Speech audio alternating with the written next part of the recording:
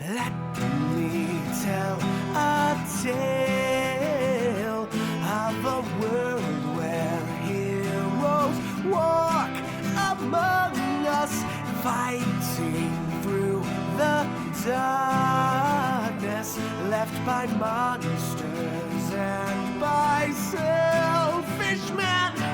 A tale of glory rents asunder, sacrifice and battles lost. Our heroes know not what awaits them, and still they carry on.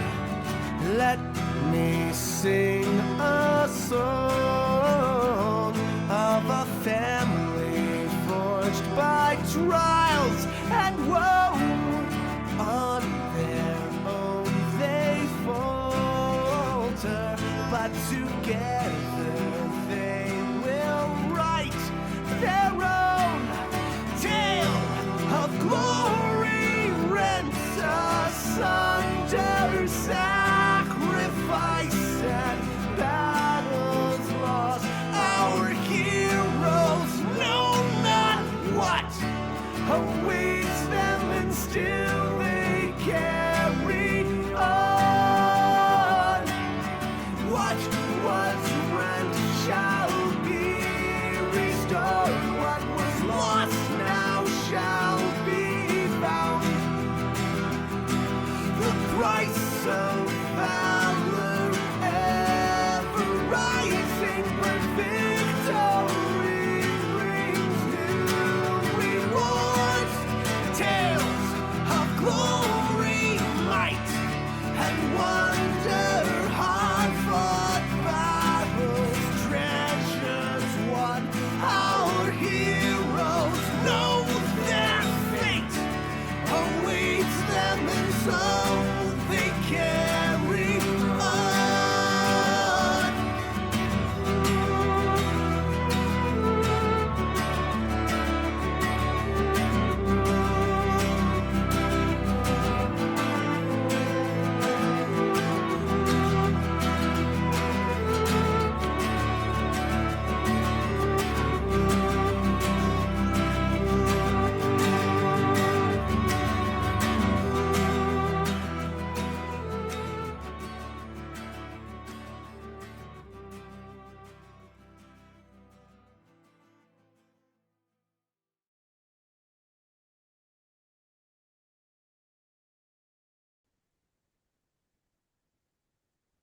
Hello, and welcome to Waterdeep.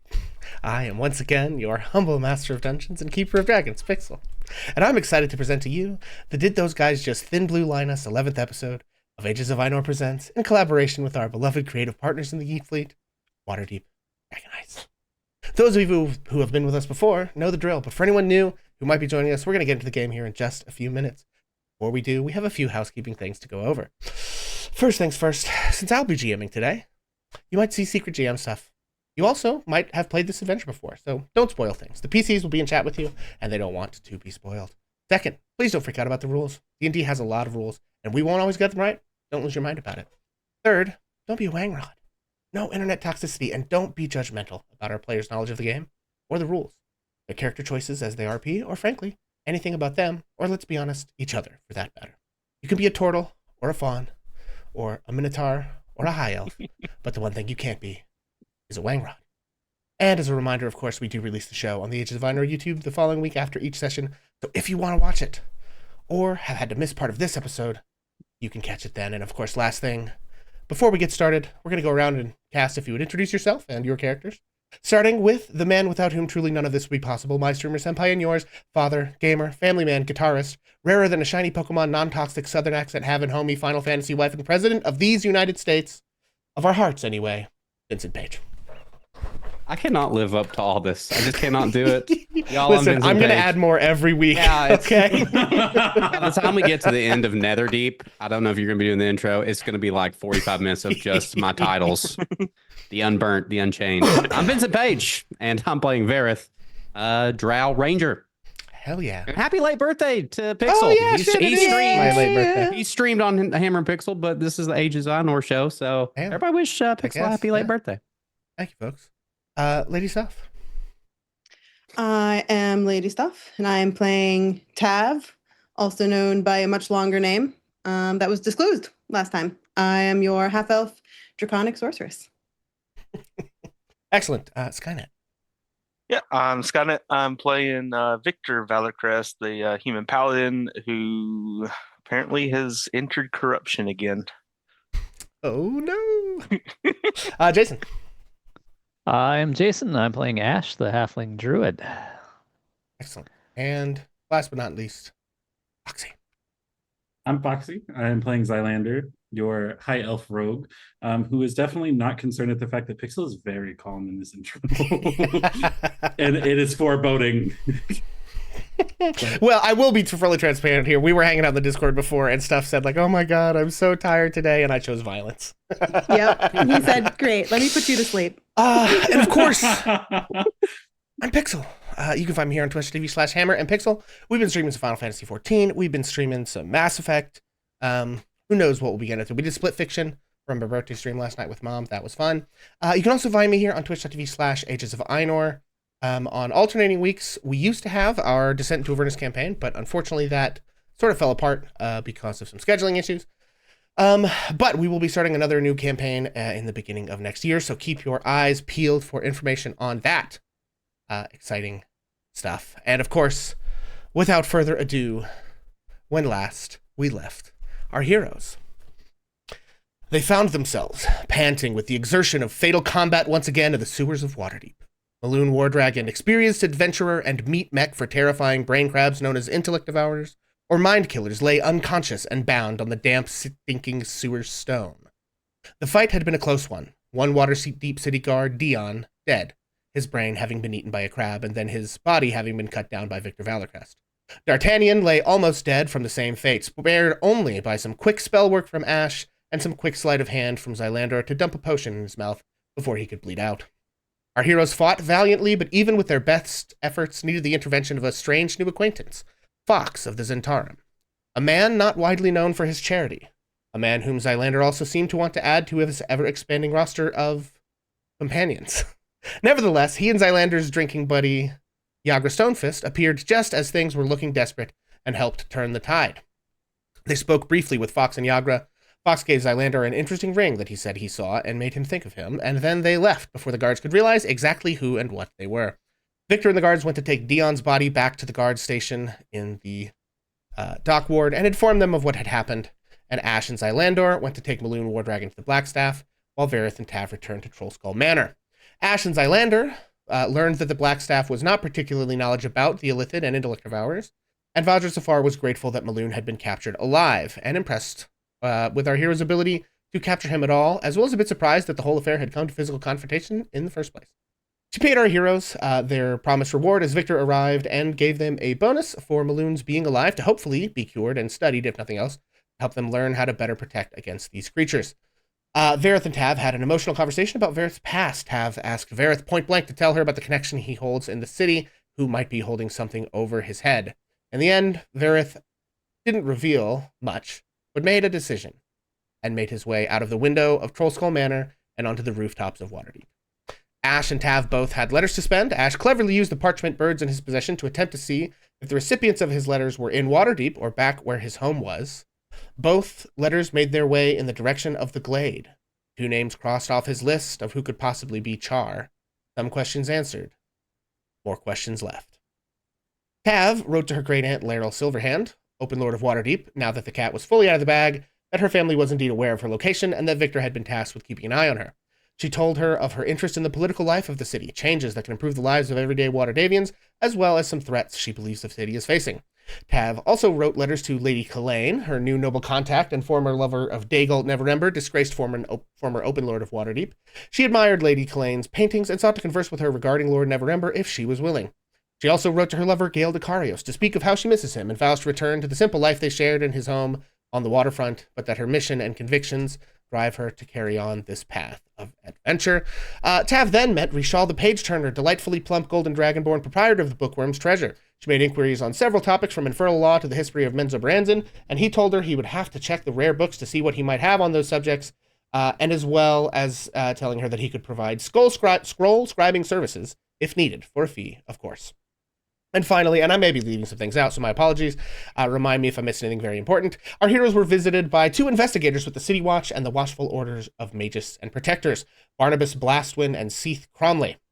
They were questioning Tav regarding the deaths of 2 Kenku in the Three Pearls nightclub main stage and dance floor areas, when they strangely left promptly when they saw that she was a friend of Victor Valacrest. And so, after a slightly overlong recap, my apologies, it was a busy ep.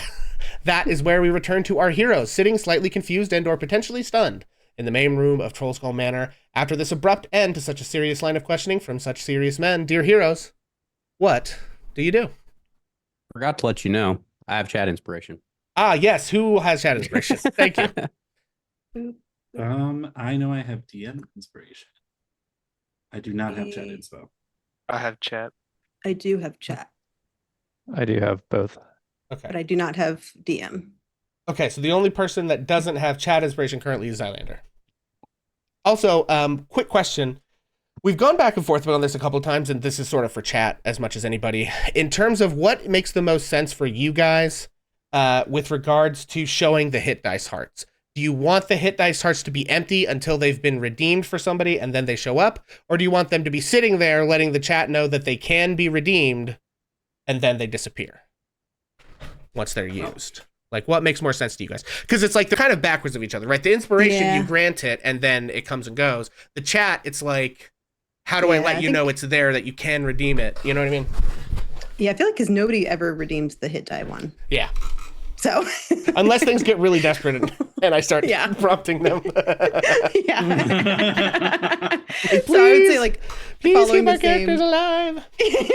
the same logic for it would be best for Oh, me. and Spro to I am but a simple mind. Okay, so Thanks, then Sarah. having the hearts be visible and then having them go away makes more sense. If That's you what I would have- pick, but I have Yeah. I have no. correct.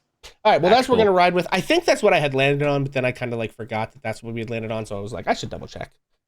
Yep. Okay, excellent. What do I want? No, that's the wrong one. That's the Okay. So okay, yeah, so, sorry. Yeah, go ahead. Yeah, so I think the watch had just left. It was like me and Victor Yes. who were at the front door. I think that Tav will kind of brush her shirt off a little, maybe do a couple wrinkles off, and just turn around to Victor and say, "Shit." Well, I suppose that nothing quite exposes the moral architecture of the city quite like seeing the speed at which its lawmen abandon justice when they learn their friends are the criminals in question. It would seem that connection is currency in Waterdeep, whether you ever intended to spend it or not, Victor. Curious, though, you told me you came here to outrun this sort of situation, did you not? To move beyond the rot of corruption into the air. And now Waterdeep has poured that same stinking wine into your cup once more and handed it right back to you. I mean, I suppose it makes sense. You're employed by Laeral, half the City Watch greets you like an old drinking companion, so of course that gives me license to incinerate 2 Kenku in a nightclub without any repercussions. And she looks a bit quizzically at Victor. Yeah, so you cut deeper than you realize, and perhaps deeper than I deserve. But do not mistake my discomfort right now for the guilt of corruption you're accusing me of. Yes, Laura employs me. The Watch knows my face and my name. And far too many of them insist on treating me as old camaraderie against some moral clarity. But none of this means I condone what happened. None of it means I wish for your actions to be brushed aside, though they were nothing more than spilled ale on the tavern floor. I left the theater precisely because I could no longer stomach watching justice bend around the powerful and the favored. I have not forgotten that lesson. But Waterdeep moves faster than one man's conscience. Its foundation is vast when it chooses to look the other way and it decides a matter is inconvenience. I feel that old Tetherian rock clawing up my throat again, and I hate it more than you know. As for the Kinku, I'm not fond of their deaths. Honestly, if it were up to me, I would have went to jail in your stead. Absence of punishment is not the same as righteousness, nor is it my endorsement. The watch hesitated because of me, yes, and that is a weight I'm not proud to bear. But tell me, do you think by the end of this that we can stop the corruption?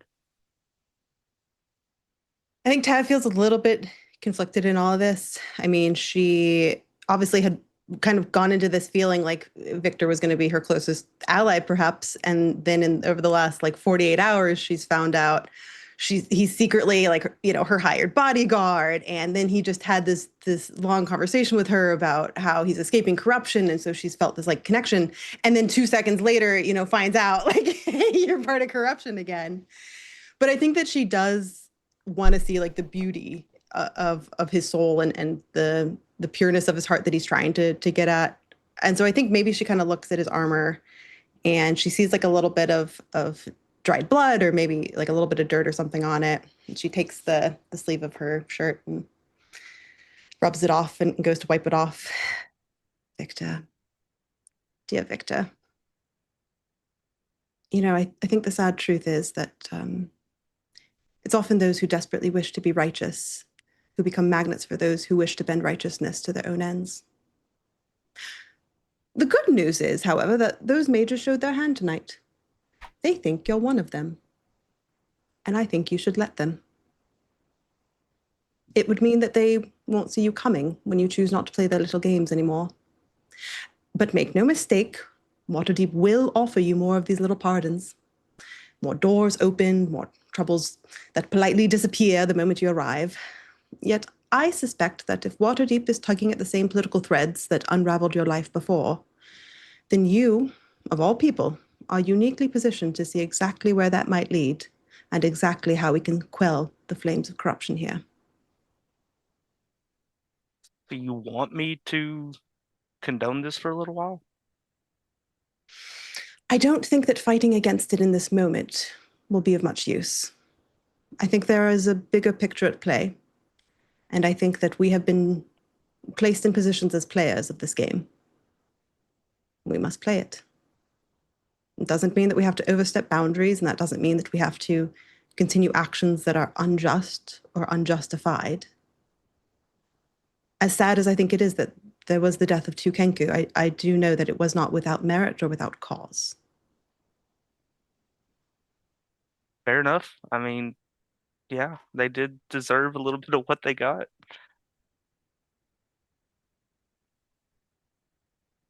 I have a few ideas in regards to the overall political fabric.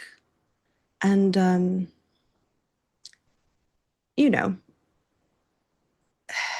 my connections with the Open Lord, I think perhaps we have the same ends. I can't imagine that Laryl is unaware of this corruption that is happening in her city, and I cannot imagine that she condones it either. I suspect that if she has not dealt with it yet, it is because there are bigger things at play. And I will respect that wisdom of hers to wait until the timing is right. Sounds like a solid plan. I think again she's going to go and just shine that little spot that she found. Oh, You really are thanks. a good man. I know it, and I know my words maybe have been a bit harsh. I have trust issues, perhaps. But if there's anything that I can do, even though I wish to keep my connections with Laryl quieter for now, if there's something I can do to be of service to this greater cause, I do wish to see Waterdeep a better place. Waterdeep deserves the best. I agree, and so do you. Thank you, Tav. Well, it's all for me tonight. What an eventful time. Every day here. I think it's time for bed. She's going to head on up to her bed and just like flop down like, ah. Take some DM inspiration, you fuckers.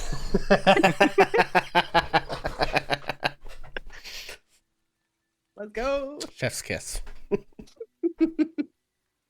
Okay, yeah. So, Tav, you head off to bed for the evening. What about everybody else? How much of that does anyone else hear? Is that just Tav and Victor? Because you are kind of still, unless you moved somewhere else, like in the main, like meeting room, front office vibe spot here on the map, right? So, like, what was Ash the... was down there. Yeah, and I was going to say that I do distinctly remember that when there was a knock on the door, Vareth popped his head out of his cellar hole and was like, what's happening?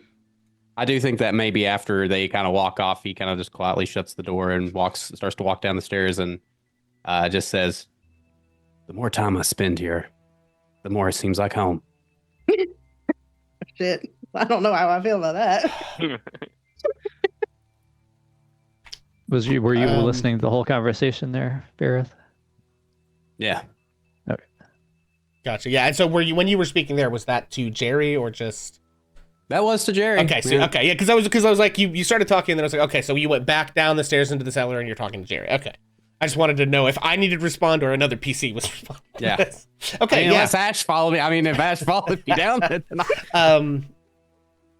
Yeah. Jerry pops out of the pocket, of course, and says, oh, I don't know, boss. I didn't spend much time in Mental Brands and myself. I only have your recollections, but I don't think it's quite that bad yet. I think there are people in this city who choose cruelty and selfishness. I think people like that are everywhere. I don't get the sense that the culture of the city itself relishes the cruelty and the selfishness. And even though there may be powerful people who have found themselves in positions to provide themselves and others with, less consequences than they otherwise might face, I also think that there are many good people here simply trying to, lead a life of kindness. And I think that's something that, as you've described, is almost unheard of. Where you come from. I don't know.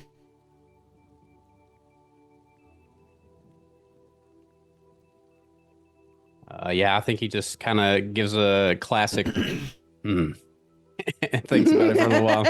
Geralt. Yeah. Yeah. And then after a while, there's at least, hold on, I gotta count. There's at least 4 people who I think may fall on the other side of that. I think you're right. And then he just kind of continues his little project. Well, you know what they say, boss. These backs were built for stabbing. Maybe some of the fronts, too. Oh, boy. Inspiring. Okay. Yeah, and so Vareth, as the evening is drawing down, of course, this is primo work in the cellar on the poison time.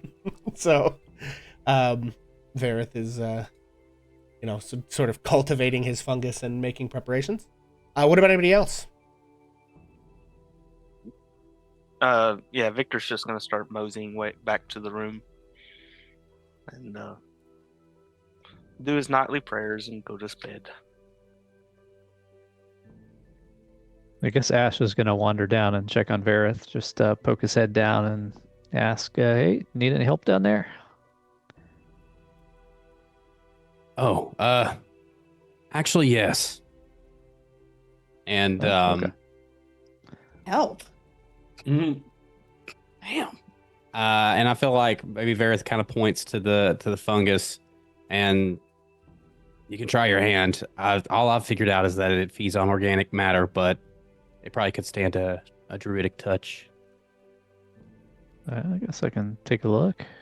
Not quite my specialty, but I'll try. Got some herbalism skills, I guess, might be useful. Yeah. Yeah, you could make an herbalism kit check with I'm going to say either wisdom or intelligence. All right, how do we do an herbalism kit? Okay, I Can can I pull roll your that from thing. here? So, oh, you're in D&D Beyond, right? Correct. Oh boy. Yeah, I don't know. I mean, it's a D20 plus proficiency plus your mod, so you could just roll the D20 All right. and we can do the math. Okay, is that wisdom? Wisdom plus proficiency then? All right, I'll just roll wisdom. Yes, wisdom plus proficiency, sorry.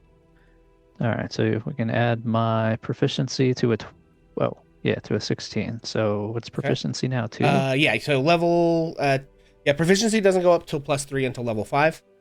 So you'll have a +2 proficiency plus your wisdom mod. So it's an 18. Okay, I don't know if something changed. I didn't see that come through Roll20. I mean, I don't trust you, but also I don't know if you need to look at that plugin as well. I did see it pop up I was in D&D Beyond.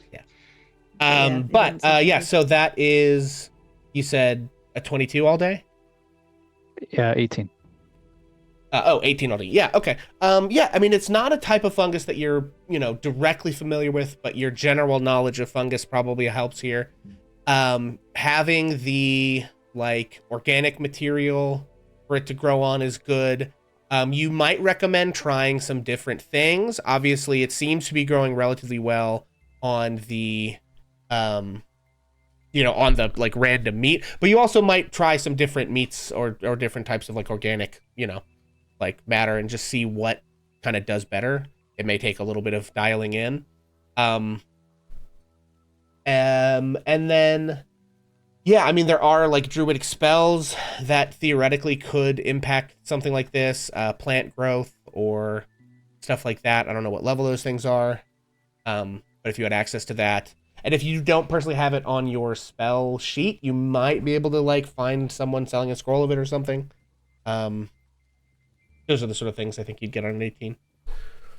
Gotcha. Okay. Yeah, I don't think I have anything to do with it to do right now magically, but how's the moisture down here? Does that feel about right? Well, I mean, it's not quite like it's a natural habitat, one might say, but I think we're as close as it gets. All right. We'll give it some time and maybe I'll learn something new as we keep running around town here. Fair enough. The more of this we have on hand, the better off we are. The only other real ingredient to this I'll have to buy, but if we knock one half of it off, that's a little bit cheaper all the way around. What's the other ingredient? Giant spider venom. Oh, okay. Yeah, I don't think I want to harvest that, so yeah, let's buy that one. I don't know if I know of any giant spiders topside, so. And if they are, I'd rather stay away from them if it's all the same. Totally agree. Off topic really quickly. I just opened my bag to look at stuff I had, and for some reason I have a sleep token necklace and a brain sack, and I'm like, oh, the brain sack I can explain. That you picked up one of the dead head crabs.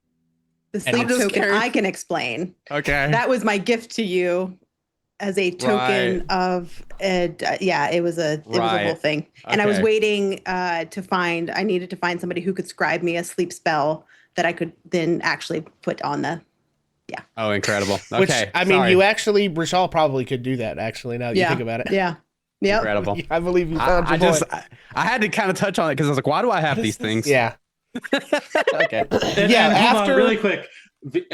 I'm pretty sure VP said, "Oh, guys, before I forget, I'm going to grab this because if I don't grab this and put it on my character sheet, I won't remember why I wanted to grab it." That's because my note-taking skills are non-existent. I have literally it says brain sack, and I'm like, that's incredible.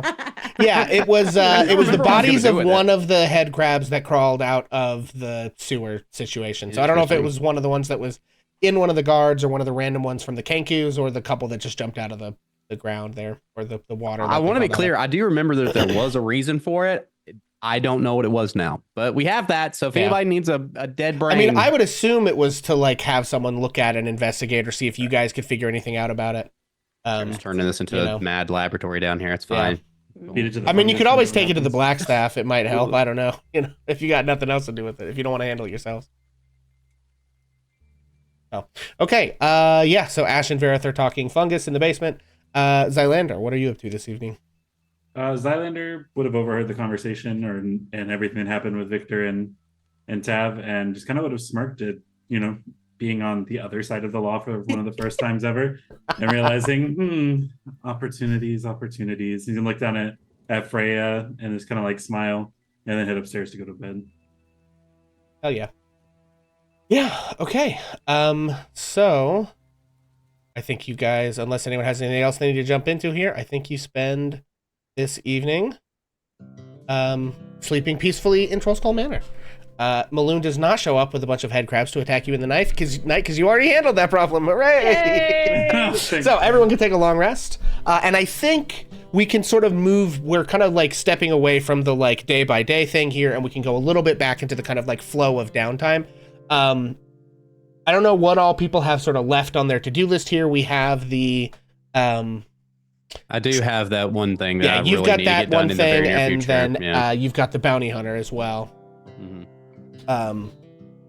So yeah. My big plan was that in the morning Tab was going to have y'all would have woken up to her looking like a teacher with a bunch of ungraded homework on the desk, but it's just a bunch of her plans laid out for the alchemist bounty stuff, because like all these things have been clicking in her head over the last few days, like the note that we got and that connection and the Castellanters and the Founders Day feast and the poison and all this. And I think that she's finally realizing like, shit, this is all connected to like our main stuff that we're working on too.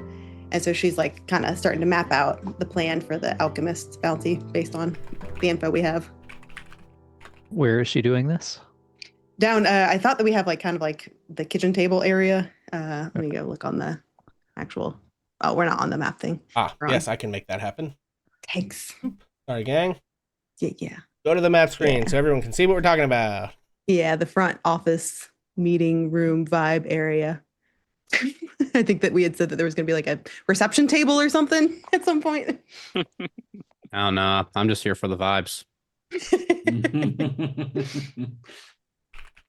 Neither meeting room nor front office really resonate with Vareth. You know what I'm saying? Let's be honest, barely on the vibe spot. You know what I mean? Anyway, sorry. But yeah, so she's kind of doing it centrally because she's kind of hoping to like catch people as they come down for their morning breakfast and stuff to be like, oh, hey. Yeah, so Ash will probably be down there early, so he will be very curious about what's going on there. So what does he see? A table full of documents? Yeah, so you see, because you had sketched out that map for us. So she's got like either a copy of the map or the map that you had actually drawn up with that, as well as you can see that she's got like she made several copies of it with proposed, like there's like arrows and lines and dots, and like she also has like little pieces of bread that she's using as like markers of people, and and so she's like, I've come up with 3 to 4 different options for how we can infiltrate.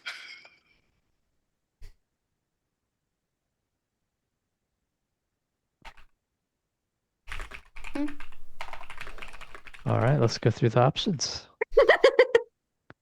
Okay, so to be fair, in the essence of time, I did rule out that there is a 77% probability that these 2 will fail. So we're going to go with this one, which has a 78.9% possibility for success. Take me through your math. Okay, well, so have you ever heard of the dragon derivative of 7 and its principles about the irrationality of a flawed plan? Oh, of course. Who hasn't? I'm so glad they teach that to you in the Glade. Thor, just kidding. I have What are you another talking idea about? for you. No, are you sure? Dang it. Well, see, I was thinking that perhaps someday when we turn this into an academy, that maybe you could also be my mathematics professor. No, but the point is, okay, so the math doesn't matter. What matters is teams and people doing the best. Show your work. Yeah, no.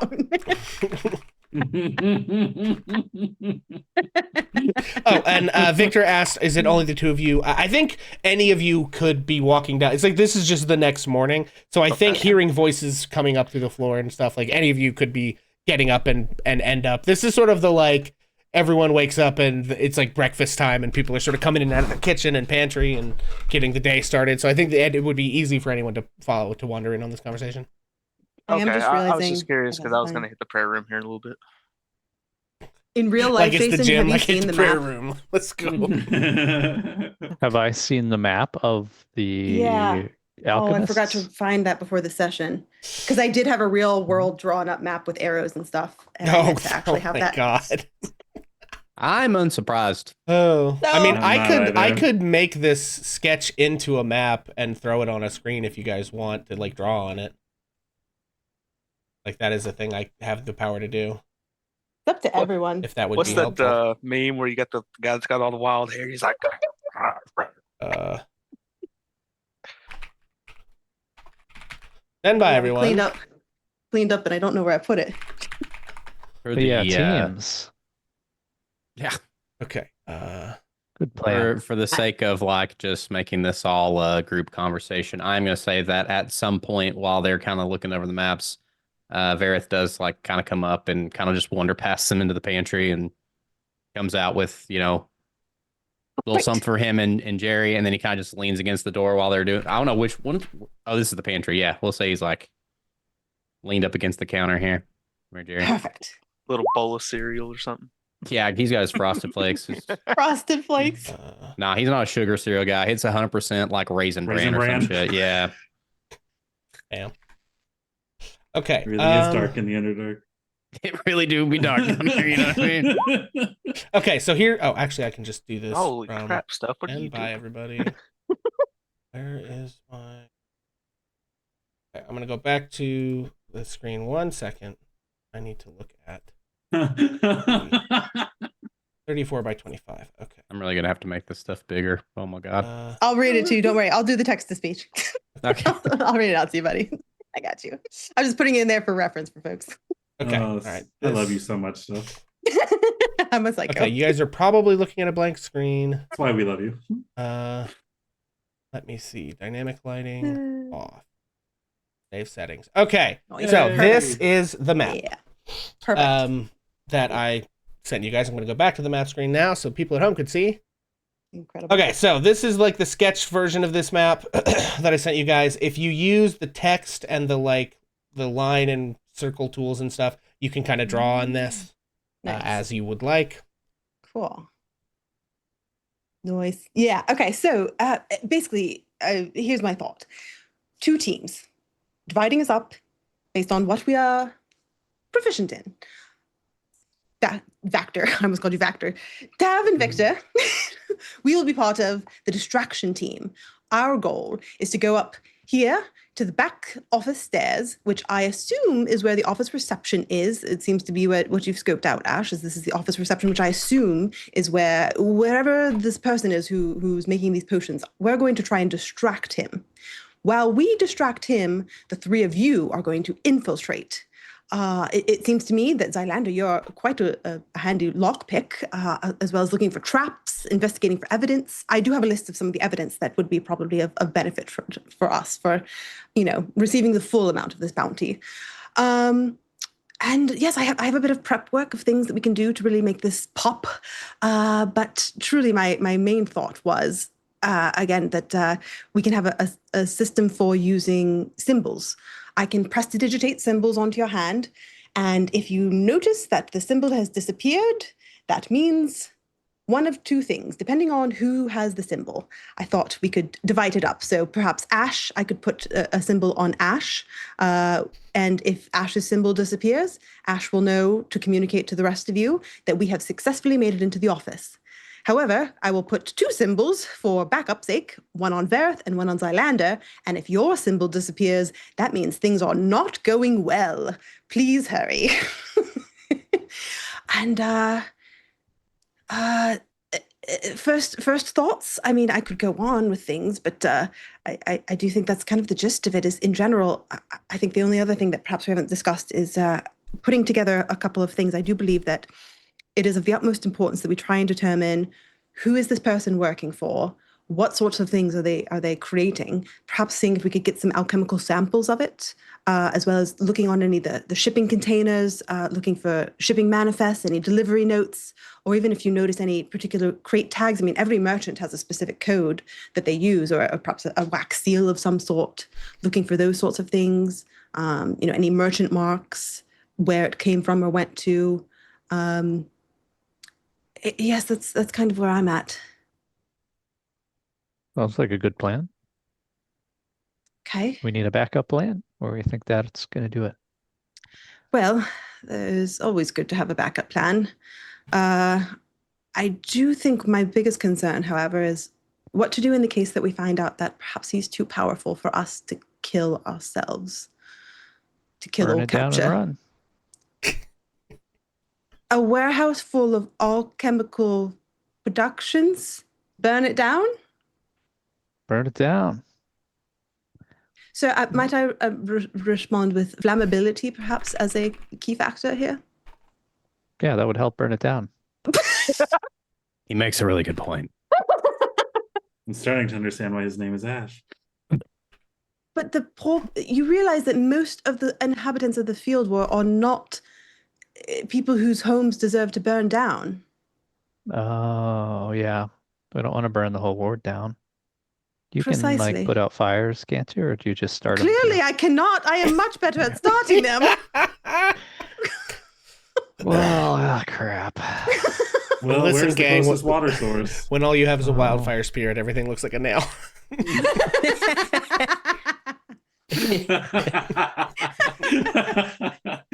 10 out of 10. Well, is there a water source near the field ward? Because I know that was the problem with the last warehouse burning down. Quite true. I mean, Bears all else mentioned, fails, though, there's this always is- arsenic.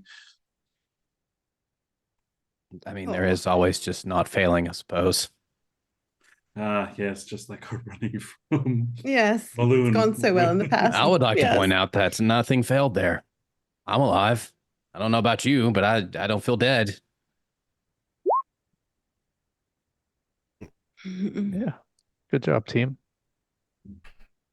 All Just right. imagine So about having this like Well- high five and jump in the air and freeze moment. Be like, let's figure out where the nearest water sources are and make sure some buckets are nearby just in case, because it might get burned down whether we try to or not. I do have something that. How likely do you think it is that the alchemist is infected?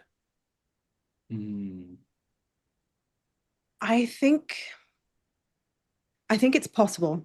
However, I think what the greater concern is that whatever it is that he's working on has the potential to spread their psionic abilities, either by.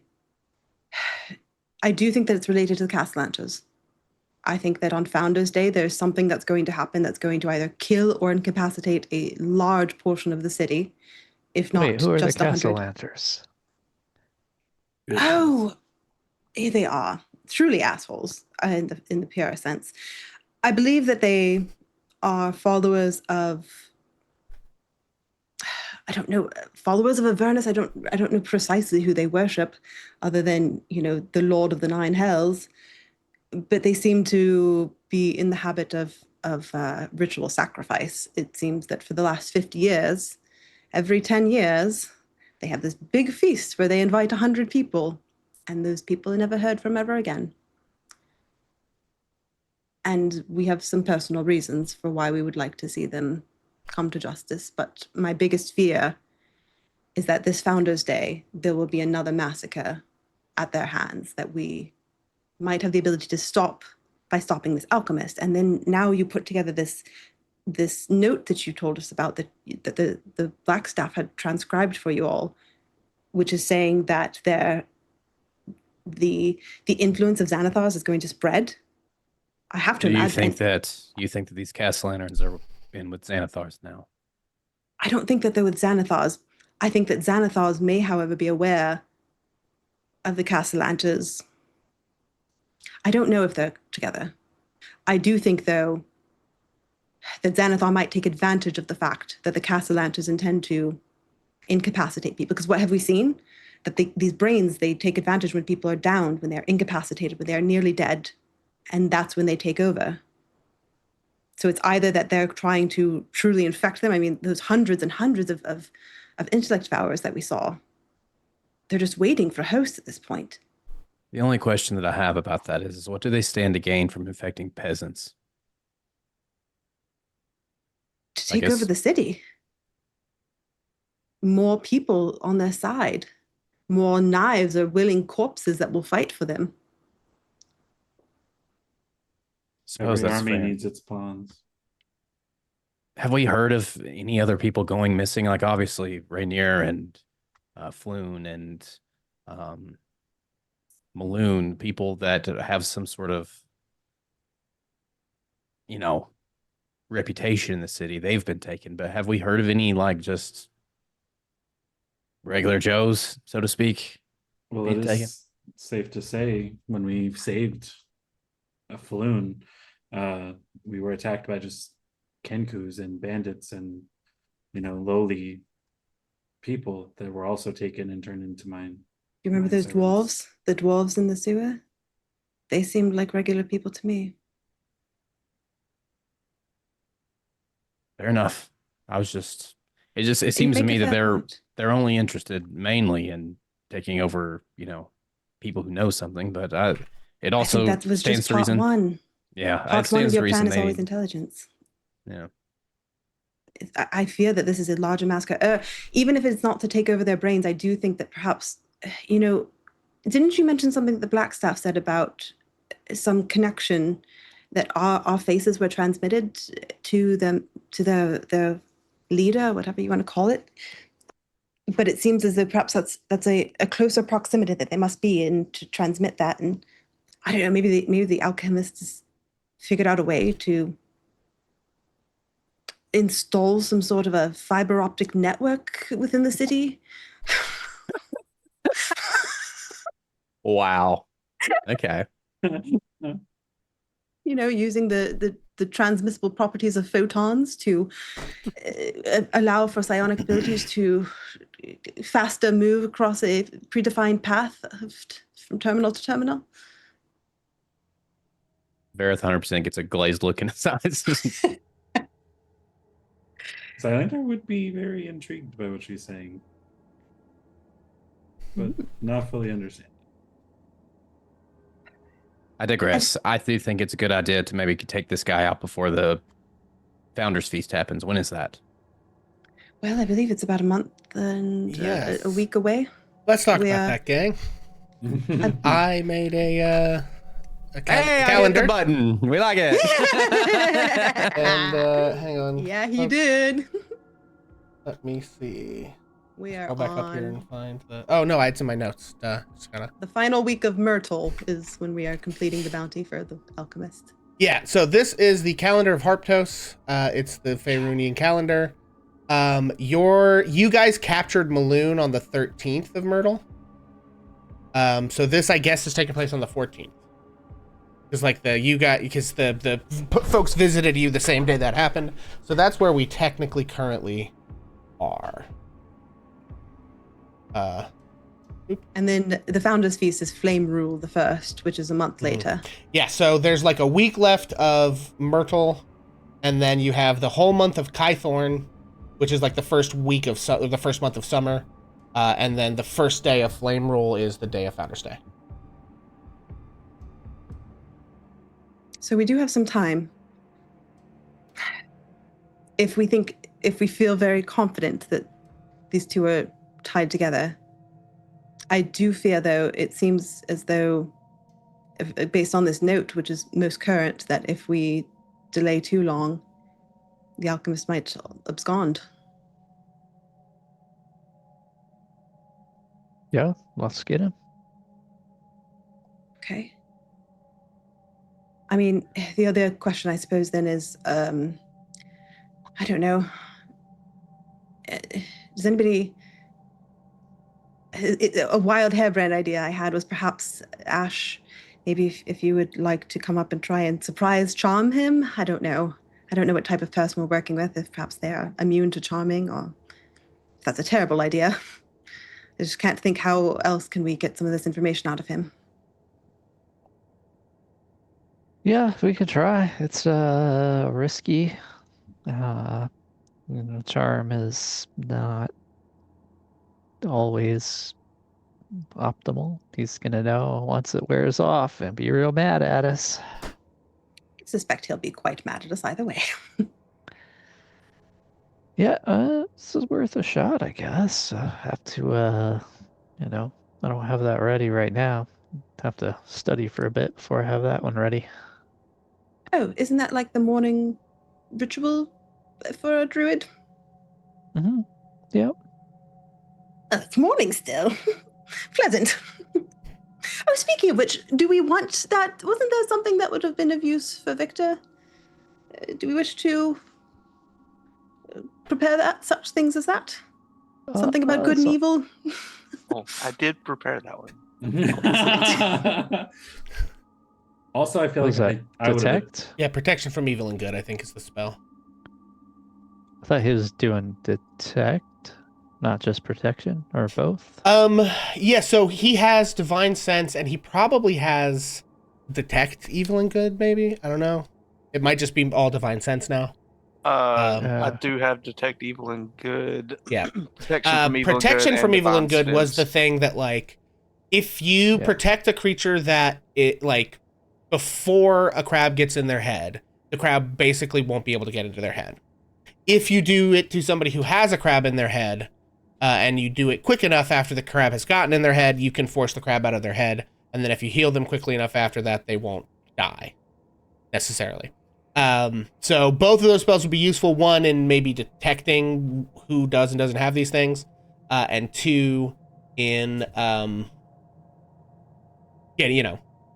Okay, so Divine Sense is Celestial, Fiend, and Undead. So it actually does need to be detection. So you'd have to prepare both detect evil and good, and protection from evil and good. Okay. For, like, maximum dealing with brain slug stuff. I feel like that's even worth it. I mean, at the end of the day, I guess if it is an aberration, then we certainly wouldn't be able to charm it. That would change that course of action, I suppose. Real fast, did I need to attune to that weapon that I took? 9 lives. Let's take a look at that puppy. Because if so, I would have done that last night. Yeah.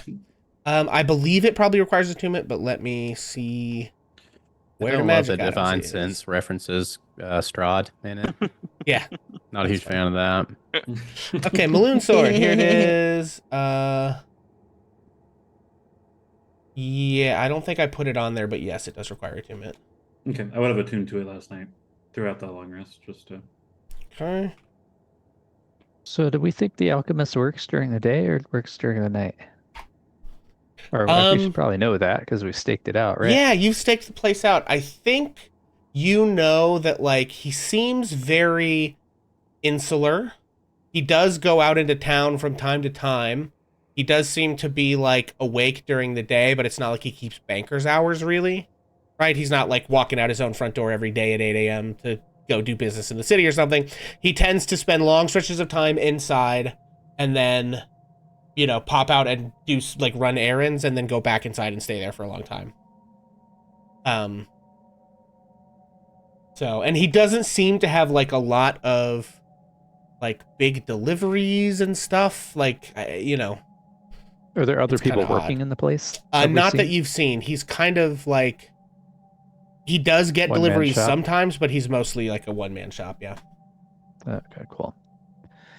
Well, we could try to snatch him in town if we don't want to bust into his place, but Oh, because I'm certain that kidnapping a man off the streets is not going to raise any eyebrows. that's fine. We got the guards on our side, as we just determined, right? Some of us more than others, it would seem. And I mean, he does have an active bounty, so I mean, we just flash the That's bounty true. and we just walk away. This is curious, interesting.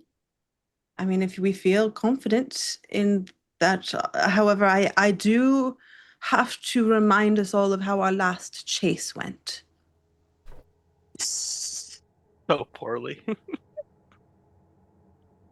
But maybe I'm this time alive. you'd be doing I don't. chasing. I don't know if any of you guys died. I think we did fine. Cat's died. Yeah, but yeah, we can go talk to him and try to charm his pants off, I guess. I do have a follow-up question to this charm plan, actually. So does Vareth have an idea of where he stands in his process of?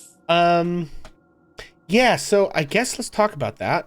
Okay, where did I put the stuff? Stand by. It's right there. Okay. And what the? Oh, it's a whole separate thing. Yeah, so we are trying to implement, I think I haven't fully learned everything about this, so we're sort of just flying by the seat of our pants. People have made potion making rules that are a bit more in depth than what's in the base game. So I am looking at some of those by user Piccolo917. Okay, and as far as it goes, the length of time that it takes to do to make one of these things depends on the ranking difficulty of it. I think the what's base in the stuff that I was working from is 80 hours for drow poison. So that's 2 full weeks of full-time work. So that would essentially be 2 downtime activities. You wouldn't be able to have that ready until the next month. I'm probably gonna have it be less than that, but I think either way, I don't think you have a dose ready yet. No, for sure. Okay, that answers the question. That's great. I'm sorry, I have a tendency to. No, Well, I could have that's just said perfect. that. That's perfect. Okay, so I do think. Gareth kind of looks towards Victor, and then kind of looks at everybody else. I could get my hands on something to help us sedate him. What do you got in mind? Our batch won't be ready until later, but I can get some more. But I can't ask for it until I do something else. Okay. That sounds like an excellent plan then. What's this something you need to do? And yeah, Vareth just kind of looks at Ash and Zylander. I think it's better if not everybody knows, especially when you're already worried about being involved in a corrupt system. So I'm not worried about being part of a corrupt system. I know you're not. Oh, so then write me a note and tell me what it is. Ooh. Uh, Jerry pops up. Do you speak Undercommon by any chance? I don't think I do. Elvish, but maybe? I do speak Elvish. I do speak Undercommon, actually. Oh, Holy damn. moly. All right, well then, in Undercommon, Vareth say, this would have been easier to know earlier. You never asked. In case I'm it gonna- comes up, I also speak Draconic and Infernal. That doesn't do me any good, I'm going to be honest with Well, you. I speak Draconic. I knew that. Ash, She gives you, like, a little Zylander, wink. and I... Zylander winks back. Holy moly, there's just all sorts of conversations in the background happening here. No, it's great. I love it. It's like a freaking bazaar. Everybody's speaking different languages all of a sudden. Like, what the fuck? Tower of Babel. I can speak something too. Look what I can do. Vareth in Undercommon says to Tav, Zylander, Ash, and I have to plant an article at the something Wazoo. What is it? Waterdeep Wazoo. Waterdeep Wazoo. Then I can ask my contact for a batch of the poison. Might I ask? And she'll respond again in Undercommon. Might I ask the contents of this article?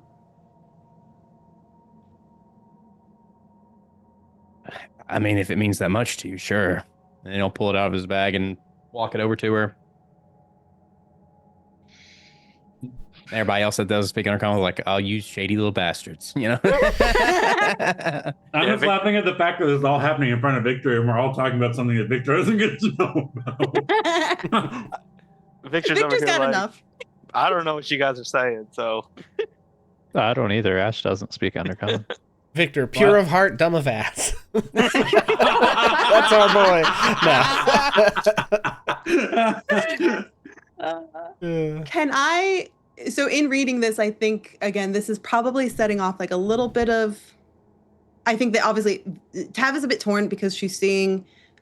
Yes, she wants to out the infernal corruption within the city, which is part of what this article is doing. But she could also see the longer game of general mistrust being sown amongst the elite of the city, which again she's not fully against. Can she run like an insight check based on what she knows at this point about what she might think the end goal of this is, or like what's the angle or how it's going to be received in the city? I'm gonna say yes. You can make an insight check. I will say there are like the DC is gonna be pretty high to like really clock a lot of information about this. One, you don't know who has asked Vareth to do this, and that makes it really tough to know what their intentions are, right? I mean, you can make some assumptions probably because of how he's acted. Like this is probably not a super fully above board thing. But also, without knowing which particular group of not above board people have asked him to do this, it's hard to know, Anyway, so, So with that, I'm going to say it's a, like, DC 25 to get, like, a lot of information. But I'll give you pieces of stuff depending on where you fall underneath of that. All right, let's burn some inspiration. Oh, boy. Okay. Okay, 22? Okay. All right, was that chat or DM? I didn't use any. No, you just rolled. Okay. That was just my first roll. Okay.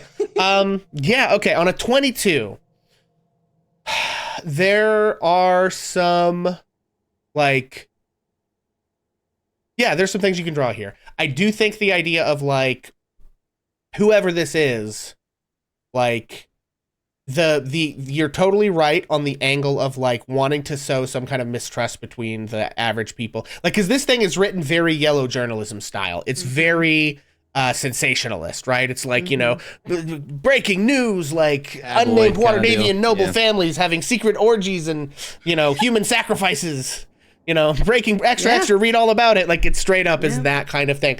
And like I think with a 22 at looking at this that like it's one of those things of a lot of it is just flat out not true, but there's enough of it that is a little bit true, right? That it's like there are rumors about this kind of thing. This is just a very sensationalist, like there's no details that would indicate that this person actually knows that any of this stuff is happening, but they do know that something is happening in this vein. They maybe know more or less than you do, you're not sure, but it's like it's not like on Myrtle the First there was an orgy at the such and such villa. It's just these sort of like one citizen said and like an official told me. It's like that kind of like not really quoting on the record sources, and like so it's that kind of thing. But you do like get the feeling like that angle of trying to whip up some kind of a frenzy among the like people who would read this kind of paper, that is a political action, right? So whether they have ultimate political goals or this is ancillary but necessary for whatever they actually do want to be doing, you're not, I think, sure on a 22, but you do know that it's like, whipping the average folks into a frenzy about something like rarely goes good places. Not never, but it's like, and especially then given how KG Vareth is being about who gave him this job. It's like, okay, doing community organizing and getting people mad about their living conditions is one thing. Like, whipping people into a frenzy about like what the elites are doing behind closed doors, not always, So. I think that she recognizes that this is a very important thing for Vareth, and she has kind of just made him go out a bit on a limb with everything. So she doesn't want to stir it up too much. But I think she is going to turn and she's going to ask, would you be all right if I added just a little extra note to go along with this when you deliver it? I'll even let you see it. Do you mean to the article itself, or you want me to drop something else off while I'm there? Oh, just while you drop this off. It'll go to the same sender. I mean, I guess you can write it out, and if it checks out. I think she is going to. Can I? Let me already have it read. Yo. She's going to She's gonna write down and for just to transcribe this for VP. Hidden among the many gems of the jewel of the Sword Coast, toward the setting sun, hidden in the whisper Oh, of funny. feathers, the roots of an ill-fated plant have taken hold. This was the Yeah, thing so that was once- written in. What language Yeah. was it? Once Jerry, I don't think this reads- one was written in a weird. Sorry, I just answered your question, Zylander. This was not the one that was written in a weird language. This was one of the like rumors that Vareth picked up when Tav asked him to gather intel on the infernal ongoings in Waterdeep. And what this was, essentially, there is a priest, supposedly of, I think, Savros, the god of fate, who claims to be having visions and but he's like sort of a crazy person spouting nonsense. You were told, I think, that he could be found in one of the temples, whichever temple like deals with the kind of infirm in the city, that he had been there, and that this was the like rumor of what he basically wouldn't stop saying, kind of. And like most people weren't taking it seriously exactly. You know, but you guys, you know, stuff went all like red corkboard on the thing, and so you've kind of bypassed the need to actually go talk to that guy. But so basically this like little statement here is just the thing that guy was saying. Yeah. But that got Tav to realize the connection to the Castellanters, and so Tav's kind of hoping this guy's smart enough to figure it out too. So once Jerry reads whatever, you know, was written on the thing, which obviously is this. Yeah. I think Varys just kind of looks at her and kind of gives like a quizzical, like, what? Well, yeah, I also will say, Vareth, you guys might have talked about this in character, but also you recognize that stuff. No, right. Because I remember that you said it's one you of the got things that that info in the first place, right? I'm just wondering what relevance. Right. It's like, it's more like a why would I drop this off? Okay. I think the two are related. If the goal of this is to uncover infernal dealings in the city, I'm not against that. I also just want to perhaps highlight where a investigative person might seek to truly uncover such things in the city. Far be it for me to question somebody a lot smarter than me, but I guess She I can kinda drop laughs. it off. I think you underestimate your own intelligence, sir. I certainly don't know how to feed a mushroom in the basement. Is that an innuendo? No, anyway. Retcon that. That was Jerry what I said. Jerry sure? Snickers Are in you your sure? pocket a little bit. Yeah, I was gonna say we're not gonna go Tav would blush at that. Tav would go. No, we're not gonna go that way. Oh. Oh, Jerry's going that way. He's going, baby. Yeah, too late. So be it. And he puts it in his pocket. Point is I can get a ready to go batch. We don't have to wait for me to make it, but I do have to accomplish this first before I can ask for anything else. Sure. I'm on board. And then he's gonna switch to common. When do we want to do this? When do you all think the best time to hit the alchemist is? Oh, good. You Yeah. guys are Oh. talking my language again. Sorry, Vicky. You've got a lot on your mind. Best to keep it a bit clear for now. She's going stupid. I said he has a lot on his mind. He doesn't need to be bothered by our nonsense. And I also want to be clear, Vareth isn't necessarily like hating on Victor. He just No. doesn't believe I that know. he wants any of this. Like, No, so, I found it funny because it'd be like, you have a lot on your mind. No need to add more. Oh, I get it. Because you can't process much at a time. I get it. Yeah. Meanwhile, Victor over in the corner is reliving the scene from Walk Hard. No, I think I do want this. You don't want none of this. No, I think I really do want this. Sorry. Let me try it. Now, you said the alchemist bounty. Is that what you're asking about? What we?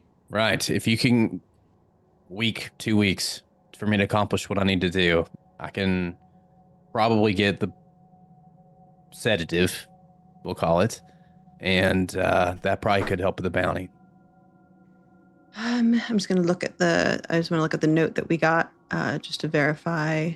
I do think to kind of wrap this up in what I think, not that matters, is that I do think that if there's even a chance that number one, we have a bounty for the guy. Everybody needs money, right? So it's worth doing just for that reason. But if you're telling me that this guy's involved in taking out hundreds of people at a time, it seems like it's a win-win. We might as well, even if there's a chance that he's a part of it, then it's worth taking him out. I And agree. even if he's not specifically a part of the Founders Feast coup or conspiracy, then Yeah. he's obviously making this stuff for somebody. Yes. And unless it's for the guards and you guys are okay with that, then I suppose it's probably best that we take him out. Here's the question.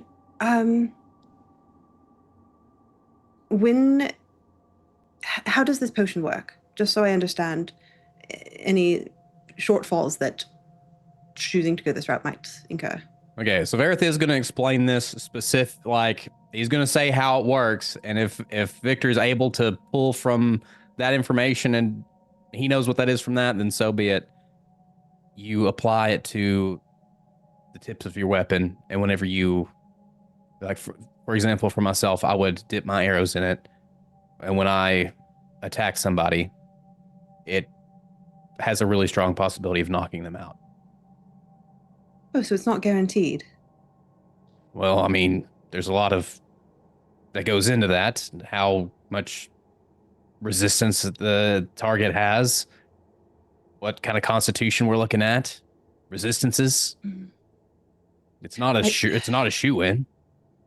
I suppose what I fear is this idea of an alchemist who hadn't built up some sort of a tolerance to poisons. I mean, Well, now, do we know what race this guy is? That's actually a good question. but he's an alchemist, so you have to imagine, you know. The guy Yeah, I working mean, with you've been staking out this dude's place. So yes, you do. Small. This is a gnome. Oh, it is alchemist. a gnome. Yeah, Okay. yeah. So I'm gonna So go he might out be on a limb immune. here. He's not immune to sleep, is he? I don't think gnomes have that, Huh, right? that'd be No, I fun. think they get advantage on saving throws though. But I think that's just on fuck. magic targeting their mental stats. Yeah, so I don't know if that's. Ooh, So so he that would be have- like he- charm But too. so I don't know Yeah. if this kind of poison counts as. Let's.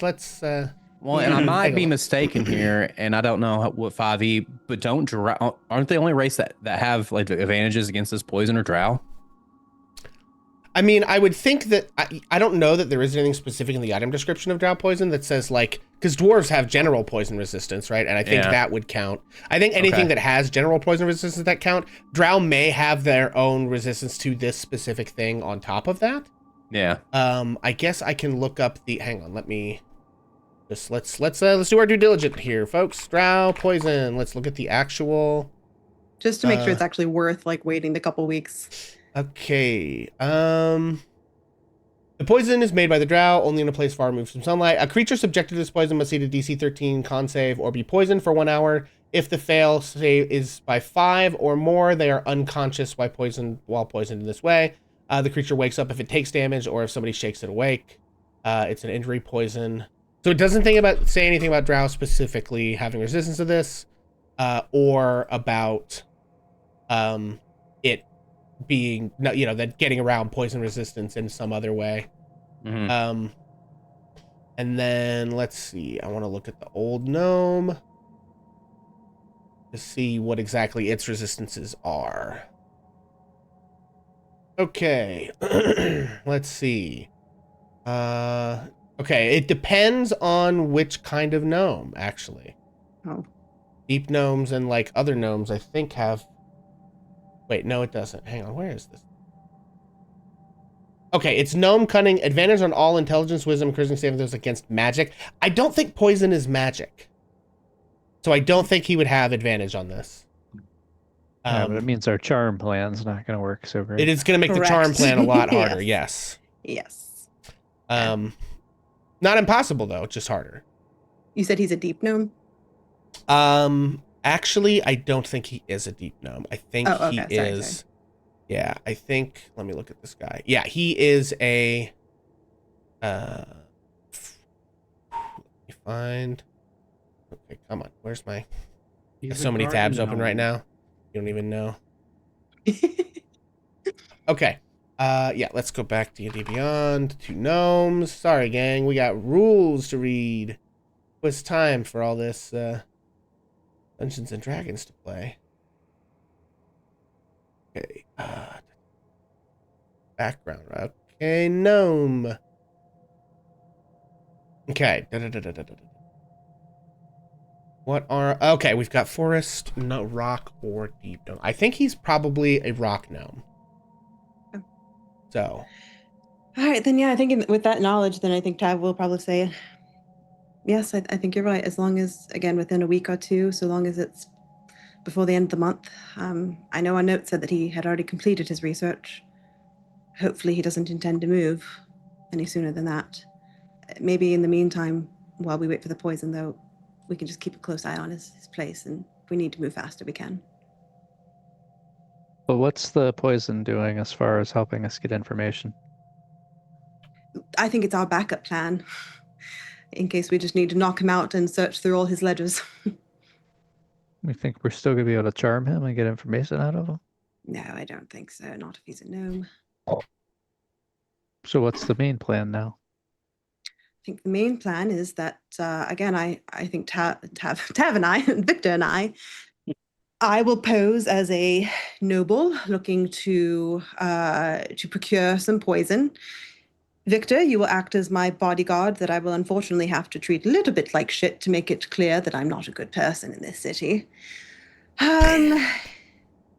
And while we do that, we will try and get as much information out of him as possible without raising any suspicion, but mostly just to distract him while you spend your time in his warehouse looking for any clues that you can about what this is and where this is going. I suspect the end of it is that we do wish to knock him out, if we aren't able to kill him, to at least knock him out so we can bring him in for the bounty, and I suspect this poison would be helpful for that end. And just real quick before I say my next bit in character, is there a price difference between alive and dead here for the bounty? I don't believe so. I think this is a dead or alive bounty. Because if you remember, like, you guys have all this extra stuff going on. What the bounty is about is basically that, like, what people are alleging is that this guy has been testing experimental poisons on random people who live in the field ward by just selling poisoned booze to drinking establishments. Okay, so like, we didn't even know that. That's a new piece of information. Yeah, I mean that. So I may not have gone quite into that much detail in the bounty itself, but that's basically what's been happening. There's like a whole rash of people suspiciously getting, poisoned, and the bounty is like, figure out who is doing this and stop them. And then all of the research that you guys did pinpointed who this guy is in the location. So at this point more than the people like who put out the bounty. The bounty doesn't say take out Hocus or Horcus Bibbleprip or whatever, right? The bounty says find the poisoner and stop him, right? Mm-hmm. And then you guys through through Ash's like footwork figured out who exactly is doing this and where his hiding spot is, right? So that's like the broader situation of what the deal is with the bounty. So the bounty is for sure dead or alive because they're like, this person is a serial killer poisoning like random people. He's like the Tylenol killer of Waterdeep, basically. Right? My only concern is thinking back to our issue with Maloon. It's not a matter of, again, in that case, we were trying to perhaps keep him alive. I'm okay if we kill him. I'm just afraid if he is too powerful for us to do so. They said he was an incredibly skilled alchemist. Gnomes can live for hundreds of years. He could be very powerful. I think Varys is really tired of being in the center of attention. He feels like he's been in the center of the conversation. So all he's going to say is, alive, dead, if we need information, this will help. My people use this to capture slaves every single day. So if we want him alive, then we'll have it as an option. If you would rather we just take him out, that's perfectly fine with me. And then he goes and walks over to the pantry door and goes back in. And it comes back out several minutes later with more cheese and crackers or whatever the hell he's feeding Jerry and himself. Yeah. Perfect. So tonight, a little trip to journalism. And then after, the bounty. Sounds like a plan. In the meantime, are there any Okay. scrolls? I did happen to meet someone who could scribe us some scrolls if there's anything that you would like me to place orders for. Well, on that note, I think we used up a bunch of potions recently too. How's everybody looking there? We may need to do some shopping before we start getting back into trouble.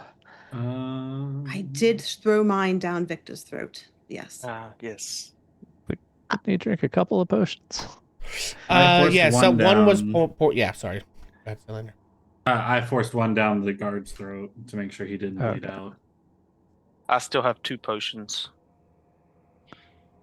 I have one. I have 0.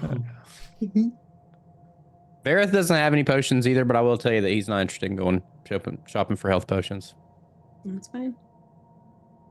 Uh, I'm guessing this is a nighttime adventure, though, so we do have the day to do things. Zylander's gonna like pull Tav aside and be like, "Hey, I'm confident in my skills, but can you get a scroll of knock just in case?"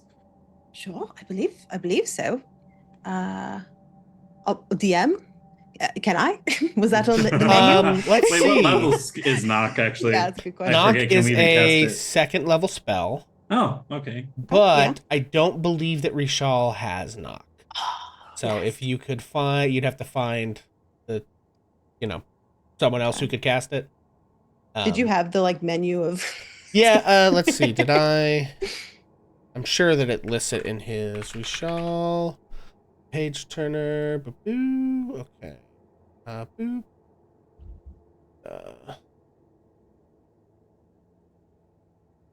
Yes, here we go. Oh, yeah.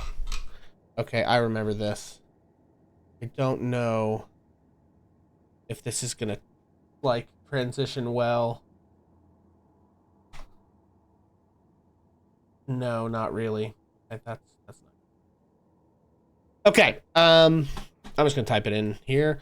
Comprehend languages, detect magic, featherfall.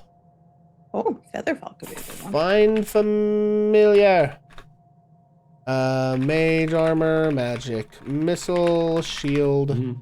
unseen servant. Those are his level 1 spells. Level 2 spells.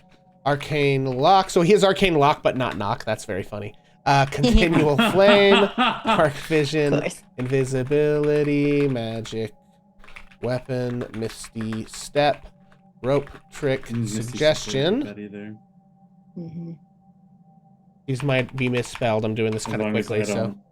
don't do, Third level, clairvoyance, counter spell, ooh. dispel magic, fireball. This I did a whole lot of prep this week, and this is one of the things that I apparently forgot. Fly, non-detection, and water breathing. Fourth level spells, arcane eye, fabricate, greater invisibility, ice storm, locate creature, and polymorph. And then fifth level spells, he's got a Bigby's hand, he's got cone of cold, and he's got modify memory. Oh, So there you go. Cool. All right. Well, I'll hand Zylander the menu. Say, what do you want? What do you want for dinner? And how much are they for a level 2 spell? Level 2 spells are 150 gold. Cool. Cost. So yeah, I'll do. Here we go. Level 1, 50 gold. Level 2 is 150 gold. Level 3 is 300 gold. Level 4 is 600 gold. Level 5. We ain't ready for that yet. 1500 gold. From our bounty, we can get 1 level 5 spell. Yeah, exactly. But we couldn't cast it because I think you have to be able to cast that level. Yeah. You can cast Well, it. so it's you had a chance. you have a That's chance. right. So essentially, how it works is just to remind everybody: in order to be able to cast a spell, it has to be a spell that is on your class's spell list, which means that you have at least 1 class level in a class that could theoretically cast that spell. Okay, and then if you that's don't even different. have Yeah. if you don't have spell slots equivalent to that spell's level, if it's of a higher level than you have spell slots for, you can attempt to cast the spell, and it requires a DC of 10 plus the spell level check via your main spellcasting score, not including your proficiency bonus. So, in order to cast a second level, like, wizard spell, and if you have spells from the wizard list available to you, you would have to make an raw intelligence check of 12 or higher if you don't have second level slots, right? And then on and up it goes. So to cast like a 15th level spell, or 5th level spell, it would be 15 with a raw intelligence, right? Yeah. So depending on what your intelligence is would make a big difference in how likely those things are to happen. So I guess as a high elf, I wouldn't have the ability to. I don't currently have spell slots. So. Yeah, I think because the other thing about Arcane Trickster, for instance, is like I don't actually know how that works. Well, I think Arcane Trickster gets use magic item, which lets you maybe cast things you maybe otherwise shouldn't be able to. I'd have to look into that, to be honest with you. Okay, I'm not Arcane Trickster yet anyway, so I'll hand the menu back to Tab and be like, never mind, I'm dumb. Okay. You're not dumb. It's just look, this is one of actually an issue that I have with Waterdeep in general, is the fact that so few people are granted access to learn the arcane arts. You must have so much money to do so. And I don't know, someday we'll be able to change it. It's not your fault, though. I guess. He's gonna be like a little disappointed because he's ready to start casting magic. Oh, buddy. And he's gonna look, and there's nothing he really wants to buy. I guess he does want to go talk with the Smiths next door whenever there's a chance in between. Oh, Thief is the one that it has used magic device. That's a different thing. Okay. Anyway. Yeah, the flame and I water think, elementals. I would have to Google it. I think maybe Arcane Tricksters could cast any theoretical wizard spell off of a scroll. Yeah, well, once they're an arcane trickster. Right. But you'd have to have level 3. Yeah. So, anyway, okay. Sorry, I went down the rabbit hole. Where are we? What are we doing? I just was saying, like, I want to visit the Smith, the fire and water elementals. Okay. Let's see. Whenever we have a chance. Okay. So yeah, well, if you guys have stuff you want to be doing, go ahead and throw it at me. I am going to say that we will be able to like move through time a little bit here and say that you guys are going to be taking on what's his face towards the end of this month. That works fine for me. I think as you look into this, you don't get any sense that he's planning on like moving warehouses or anything like that. That doesn't seem like, you know, if Ash is continuing to watch him, you don't get any sense that that's like preparations to move don't seem to be being made, if that makes sense. So we do have the time to do this. Obviously, Varith has to do his break-in. Xylandor wants to go to the Smiths. What does anybody else have in this little window they want to accomplish? And I'm helping with the break-in. Right. Sorry. I don't think Victor's got anything that he's looking to really do. Okay. If we're doing downtime, then Ash will probably brew some more healing potions. So this is like other individual things that are happening within. So like, because we already did the downtime for this whole month, and then but we're sort of like moving through time a little weirdly as we're. So it's like during this fourth week of downtime is technically some of the information that you guys are like picking up about this guy as you're casing him and stuff. You'll have more downtime when we get to Kythorn. So if there's like, but like you do have time to do like go visit a shop or visit an NPC and do a scene, anything like that you might need to do, would be doable. I always have something, but I also don't want to hold us up. Listen, like, at some point I want to throw it in the pile. Talk to Durnan. Okay. Talk to Durnan. I got some stuff I want to chat with him about. Okay, great. Don't fuck with Durnan. Okay, so the first thing I'm going to do is actually let's go ahead and do first things. Xylander, let's have you go talk to the Smiths. Okie dokie. So they are. Okay, what are their? Avi and Embrick. Yep, Avi and Embrick. I started looking up Ember, and then I was like, that's not exactly the right name. I knew it was sort of like that. And also, Never Ember has Ember in it. It's like, so 400 results. I'm like, damn it. Shit. And Jason's little thing's called Ember. Yeah, for sure. Yeah, all kinds of Okay, embers. so Avi and Embrick. Let's go back. There they are. Okay, Steam and Steel. So, Zylander, you make your way to Steam and Steel as smoke and steam billow from the many windows of this forge. What would you like to do? I am going to show them 9 lives And and ask for their smithing opinion on whether or not this is a safe weapon for me to use. Or if I have attuned to it, but is it like a higher, was it crafted in a sense of only for one user kind of vibe? But then also, if it's not, I wanted to ask if they can transcribe it and remove the enchantment from it onto my familial dagger instead. Okay. Yeah, so I think Avi steps forward. He is the water genasi of the two. And he says, does anyone remember what accent I used for these guys? Because I didn't. No clue. I don't. It's been a minute. Oh boy. This reminds me of a video I keep seeing. This is real DMing, folks, when you forget which accent you're using for your NPC. It's rough. I try to make it like the first note I write about anybody, but I have a bunch of people I haven't ever played yet. And when I'm in the moment of playing them, I almost always forget to go write that down. So it's okay. If I don't remember, none of you guys remember either. So Avi says, yes, I can take a look at this. And he is going to make a check about it. Come on, Avi. Let's see. Master Smith level checks. Okay, it's a pretty good check. I think he looks at this thing and tells you, well, the blade has certainly seen its fair share of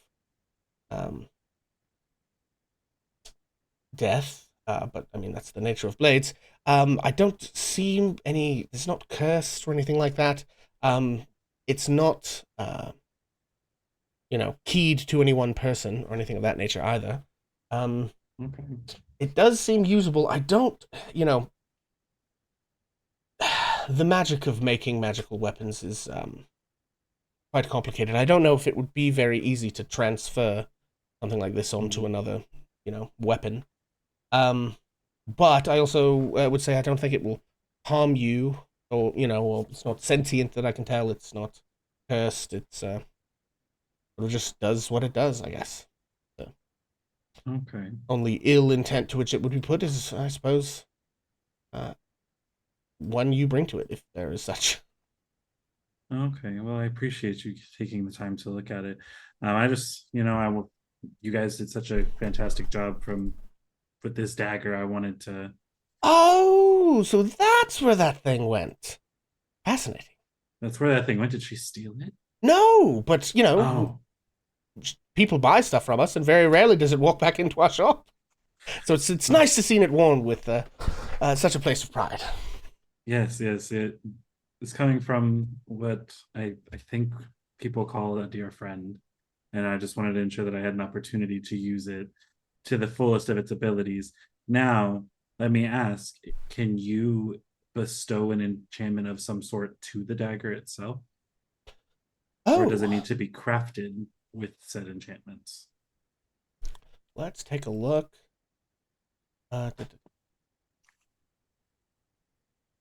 Also, how expensive would this be? Because I have a lot of money, but I don't know if after the spells of how much scrolls cost, I don't know if I really have a lot of money. Right. Yeah. I mean, getting something, because it would cost, I'm going to say yes, they can do it.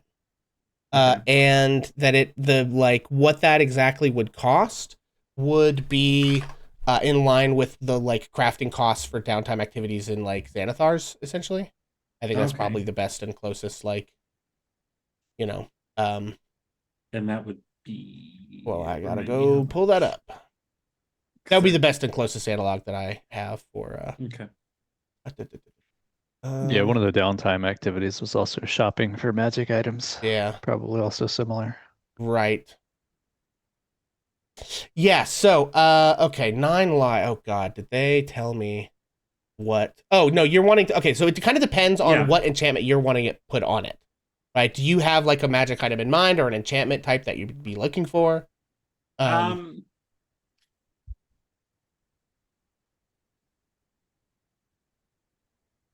of. I'm trying to remember the name of it. I looked it up earlier.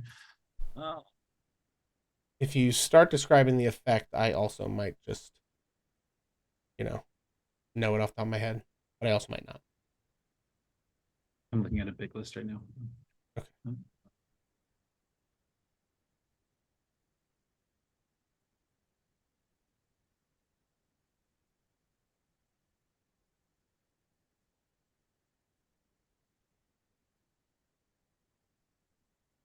Okay. Well, while you are looking that Yeah, up, sorry. no, that's okay. I am actually going to do a thing here. So first things first. A few days after you guys capture Maloon, Tav, you get a letter delivered. Actually, you get 2 letters delivered to your place at Troll Skull. Ooh. So, I'm gonna do these in a particular order. Let's see. I'm gonna go. Well, I guess for people to see this. Okay, Lamo. Stand by, everyone. Oh, I didn't make a thing for that. Okay. I am just going to make a new handout now. Okay.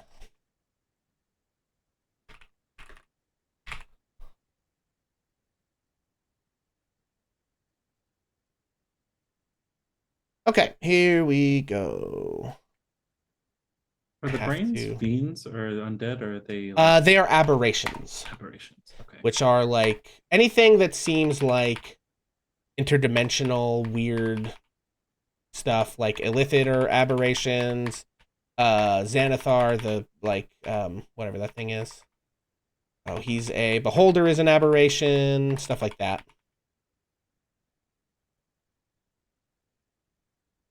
Okay.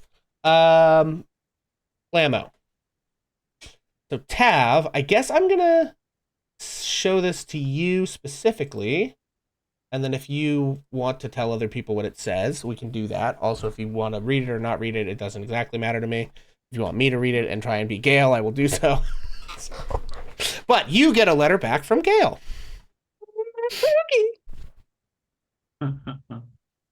So, yeah, I will leave that up to you as to what you choose to divulge. I'm fine. Whatever, Gail. Yeah, we can divulge. Okay, all right. Okay, are you reading this or am I? I can read it if you want me to. It's up to you. I'll let you you. know, I mean, it like, doesn't matter to me. So, where is it? Is I don't see it. okay, well, supposed to see if you're showing it to everybody, There it I'm is. going to show Now to I see players. it. I had put Okay. it in your journal, but if I don't show to players, it doesn't I get it. necessarily Yeah, always yeah. pop up. But okay. Oh, up. I don't know if I can do Gail's voice. Okay, My well, if you dearest want Tav. Gale voice, I'll do it, I guess. Okay, go. Yeah. Okay. I'm gonna try. Don't judge me, guys. Okay. My dearest Tav. Get Larry on the phone right now. Right. We'll call him Go up. ahead. My dearest Tav, I miss you, love. These days spent without you feel cold and colorless. I wonder how I managed all the long years before you came into my life. I suppose one doesn't miss what one never experienced. We can only taste what touches our tongues, after all. And I miss the taste of your lips after a half bottle of black staff wine as we gazed out over the harbor sharing a meal. And though my heart pangs each moment we're apart, I know that the same fire that burns which drives you to your mission drew me to you to begin with. And I would not dim that spark for all the scrolls in the lost library of Lethicanto. Nevertheless, I worry for you. Dark happenings brew here in the City of Splendors, and I fear you and your companions face the edges of this growing threat. It would be a lie to say it doesn't scare me to hear of your brushes with death and to know that you will face that and more again and again. Even the Blackstaff is rattled by this one, though she tries not to show it. I can see through a brave face. A master illusionist knows how to pierce through to the truth, after all. She's asked for my help in researching the Illithid of all things. I do not share my fears to stay your step into the dark places I know you will go. That you know you face danger and still you stay the course is an admirable quality, and one seldom seen even among those who call themselves adventurers. It is one of the many reasons you have captured my heart, even as said heart nearly stands still with fear that you might not come home. If there's any aid I can render you that might help bring you home to me, ask and I shall give it. Though the research the Blackstaff has requested of me fills my days, I will find the time, should you ask anything of me. I'll not dwell any longer on these musings. What is there left to say that words can express? You know the truth of my heart, and I know the strength of your convictions, and we both know the circumstances in which we find ourselves and what they require of us. I love you. Please make it home to me. Yours as ever, Gale. P.S. If you trust him, I trust you. Pookie. Beautiful. Okay, so Beautiful. that is Gale's letter to Tav. And you also receive, and this one I do have a handout ready for already. Stand by, everyone. Oop. No, come here. No, give it. There we go. Okay. While you're handing that out, I like the little we can only taste what touches their tongue. Well done. Thank Well you. done. Thank you. I see you. I felt good about that one. I was Yeah. like, I'm gonna quote me, but it'll work. No, because I was like, it works because he hits then with the next line of whatever the Yeah. line. Okay. Well played. All right. Now, okay, this one is from Laryl Silverhand. Do you want me to just like show that to everybody, or do you want me to just hit it to you first? What's your Hand it to me first. I'm scared. yeah? Okay, I'm gonna put it in your journal. It's gonna be down under handouts. Okay. Blammo. Nice. Okay. And then while you're reading over that, Zylander, did you figure that Tammy we're looking for? I did, however, now I realize it's not going to work because it was bonus damage against fiends and undead, which neither one of those are. However, seeing as we keep getting into a lot of fiery mix-ups, can I make it into like a so there's a specific dagger called a frostbrand dagger. Yeah. That gives resistance to fire damage while held, but also gives like 1d6 or 2d6 of extra cold damage. Yeah. So is there a way that I could do that onto my dagger? Okay. Yep. Frostbrand. Let's take a look at this thing. This is a very rare item. Oh boy. So, for a very for a very rare item, the cost would be 1d4 plus 1 times 10,000 gold. So minimum 20,000 gold. Yeah, you want a frost dagger, Bob? Have at it. I think because when you think about this thing, the fire resistance and the extra cold damage, and it sheds light, and you can like extinguish flames, so it does a bunch of stuff. If you wanted to homebrew something that only does parts of what this thing does, we could probably get that price cheaper, if that makes sense. So, like, for instance, just getting the fire resistance would make it more along the lines of the cost of, like, a ring of elemental resistance, if that makes sense. Or just getting the cold damage. You know, it's like the stacking of all the things that it does. Yeah. I will say a ring of resistance is a rare item, which is 2d10 times 1,000. So it would be a couple of thousand gold for that. Something that just does cold damage. You could do, that's a lot of extra fire damage. Oh yeah, Tav, you're looking at that thing. Yep, so good. Okay, let's see. There's gotta be just like a dagger that does like a little bit of like. Does anyone know the name of a weapon that just like does a little extra elemental damage that I could be comparing this to? Off the top of my head. Yeah, I don't know. Arrow slaying. Okay. Jason's the rules daddy. Inventory master. I don't have the inventory memorized. That's all right. I'm kind of looking through here. While I'm looking through, Tav, where did you land on this one? Also, you do that is a secret script. It is hydroconic, so you do know what that says. I figured that was the case. Yeah. But I just wanted to be extra. Okay, dagger of venom. No, that's. I'm seeing frostbrand dagger, frostbrand sword. Yeah, frostbrand's the one that. Yeah, frostbrand one's the very rare because it does a bunch of stuff. Yeah. But there's also like dagger of frost that's like extra 1d4 cold damage. There's the Dagger Biting Cold that does a little bit extra damage to fire-based creatures. Okay. Um, Are those? Does it say says what book those are Dagger from? of Frost says no. Okay. It says homebrew on Dagger of Frost. Yeah. Okay. But it doesn't say, it says very rare as well, which geez. doesn't seem Yeah, like it would be. Yeah. For just one extra D4 doesn't seem very rare. Okay, let's go with what kind of weapons they have in uncommon. They've got like +1 stuff. Okay, Javelin of Lightning is an uncommon weapon. That's great. Sometimes these things are a little odd. This deals an extra 1d8 damage. Okay, so here's what I'll do. I'm looking at Lightbringer, which is a +1 magic weapon that does extra damage to a specific enemy type, right? Mm-hmm. I think we could homebrew something that is along the lines of that. An uncommon weapon is like 1d6 times 100, so it kind of varies. But if you wanted to like pick an extra damage type against a certain kind of creature, or even just extra base damage against a certain kind of creature, you know, like fiends or aberrations or something of that nature, I would be like willing to do that.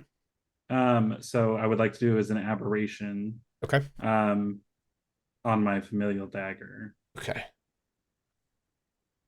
All right. Let's pray to the dice gods. Let me put this on my to-do list to homebrew a thing, because it's going to take time for it to be crafted anyway. So would I give them my dagger for them to craft with it, or would I? Yes. So I would lose that for now. Yeah. Okay.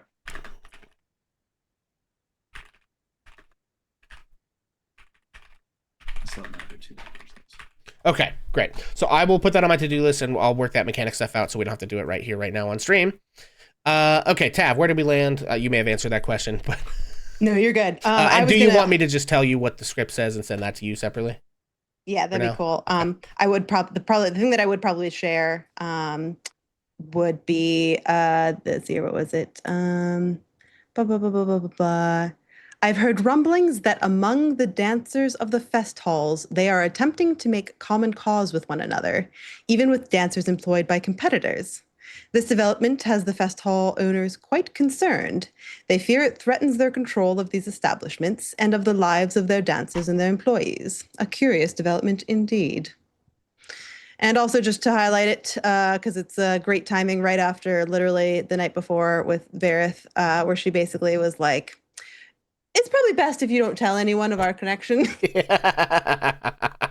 Well, yeah, so what she's cautioned, because I said it in like very flowery language, right? Yes. She's not saying don't tell anyone this. She's Correct. saying if this becomes common knowledge, it will complicate both of our lives, basically.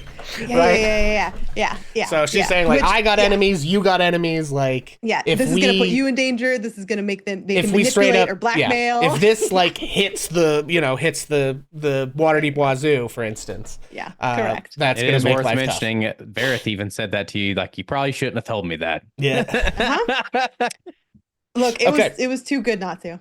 Okay, so that also happens. You have shared the part of that you wanted to share. I sent you the PS translation in your private message.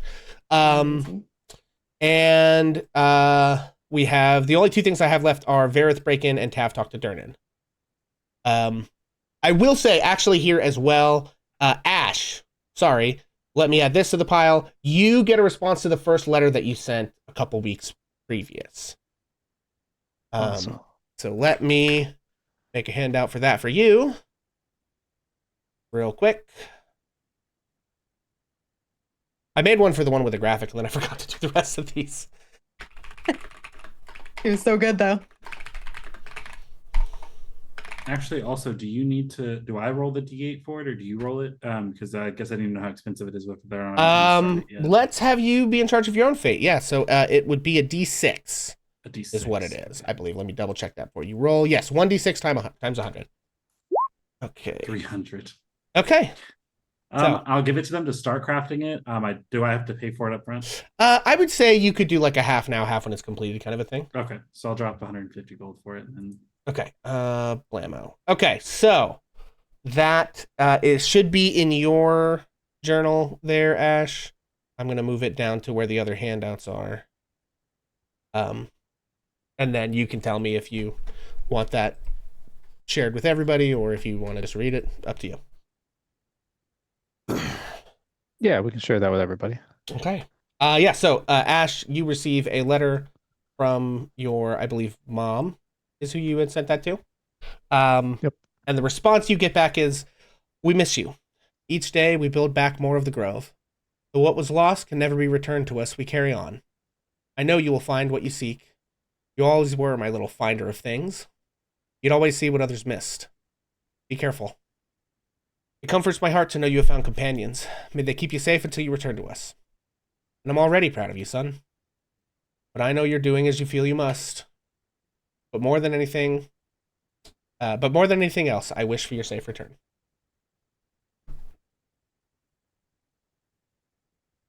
Make myself cry.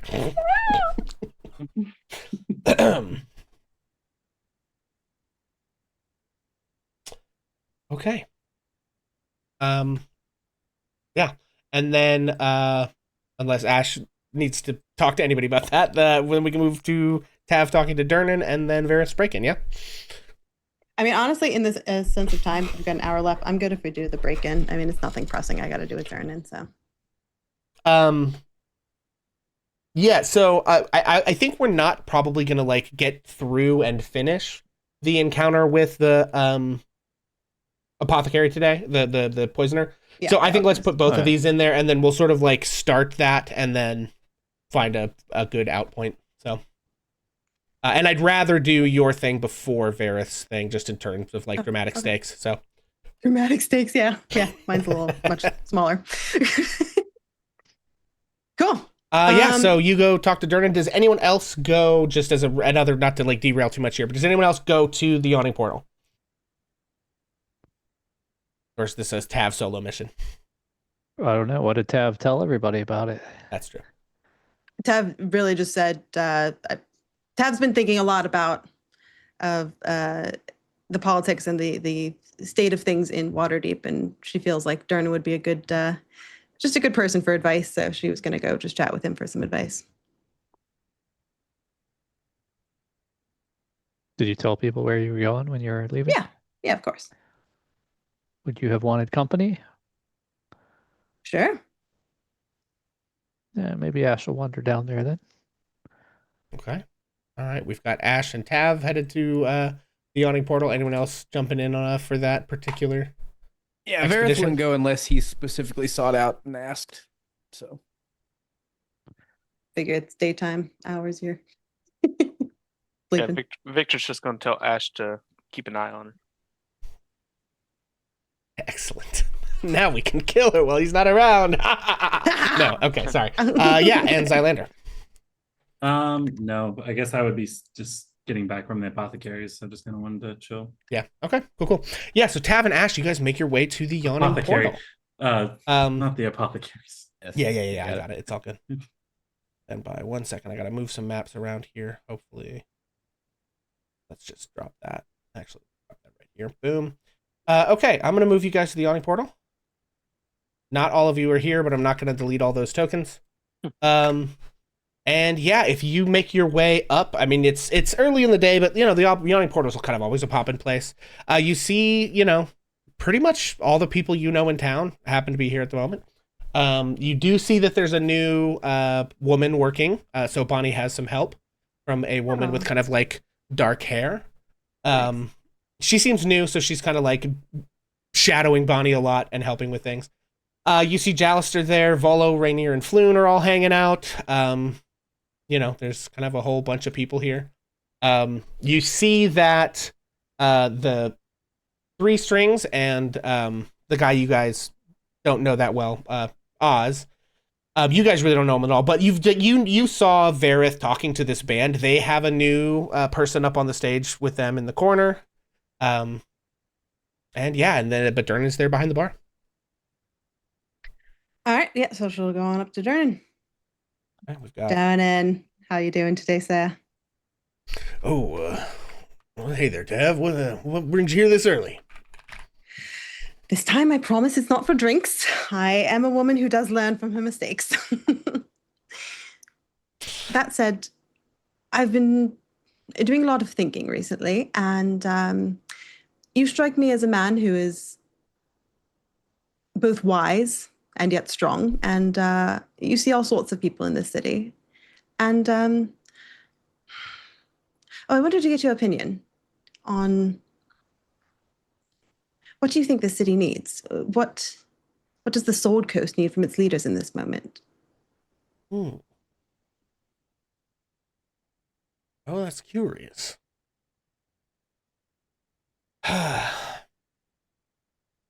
think the thing people most often worry about is safety and security.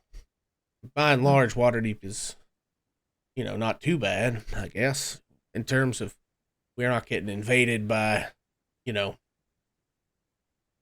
huge armies every other week, or dragons aren't falling out of the sky on our heads. So, I It's think kind the of a sort of, bummer. yeah. What? Wait, what? What? I'm sorry.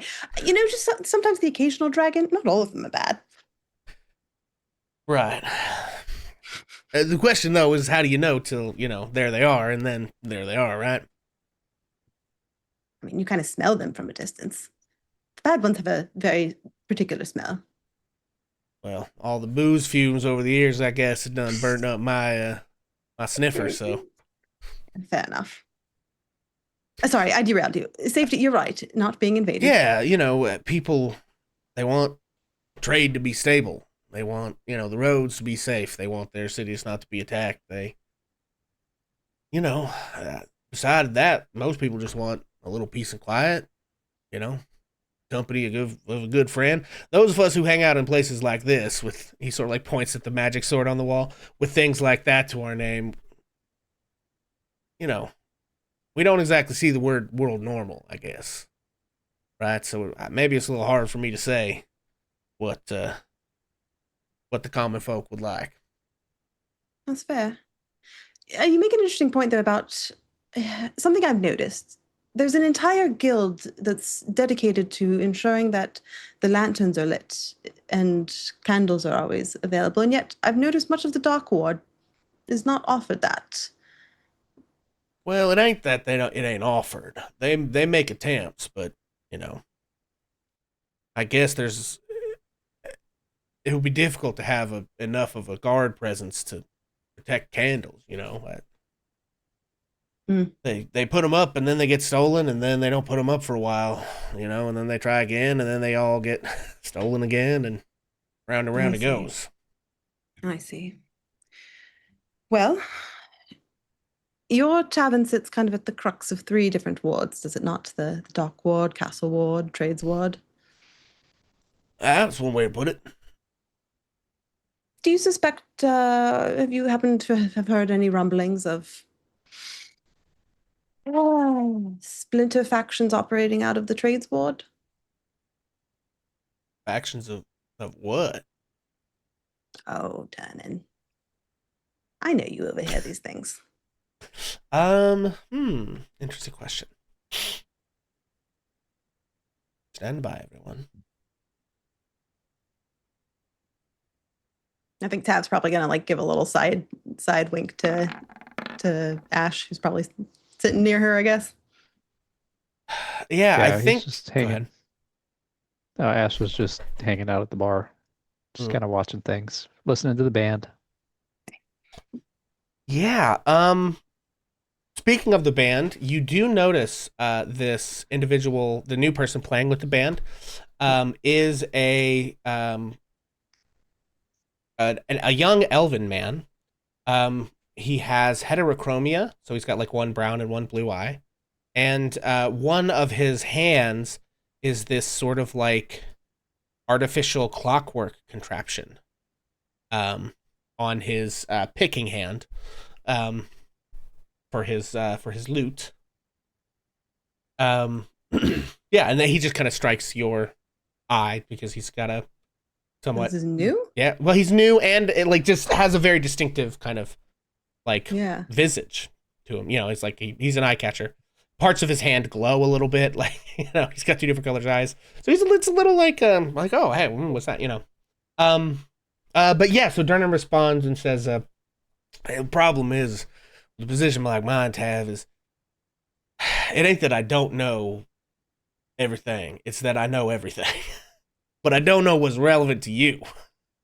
If you take my meaning, it's like I got a big pool of information, and it's hard to say what piece of it pertains to what you got going on. I think she'll probably give a kind of a knowing glance over to Ash because she doesn't want to overstep. But Ash, Yeah. Ash was watching the band. okay. I think I was looking for some information about Char. Would you be all right if I asked Dernan? Oh, of course, any information's good. Excellent. In that case, Durnan's on the right side of things around here. I would agree. In that case, we are yes. There's, as it so happens, someone who seems to apparently look a lot like Ash. Appears to be the head of the splinter group of the Zentarum.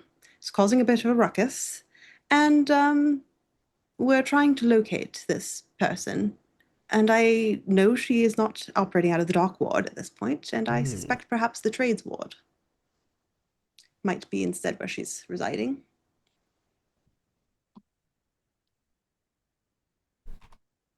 Oh, hang on 1 second. I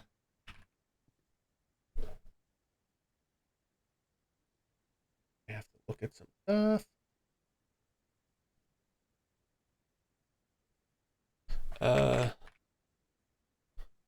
Let's see. Sorry. You're good. I do know answers to this. I have to figure out what, what Dernan knows about this. It's gonna take me just a minute, gang. You're good. I'll also follow up that one other thing that she will probably ask is why would a splinter faction of the Zentrum want to take over Xanathar's? Yeah, to answer that question, he says, well, I mean, yeah, these groups, they tend to have their own turf. They tend to have their own, parts of the black market they've cornered the supply on and things like that. And if you can edge somebody else out and take over their operation, that's just more dragons in the vault. You know what I mean? I see. Okay. Yeah. All right. There's like a thing I have to look up here. Nope. There's the map. Does Xanathos actually deal in trade? Oh yeah. Really? Yeah. I mean, they sell drugs and poison, and I think they even traffic in,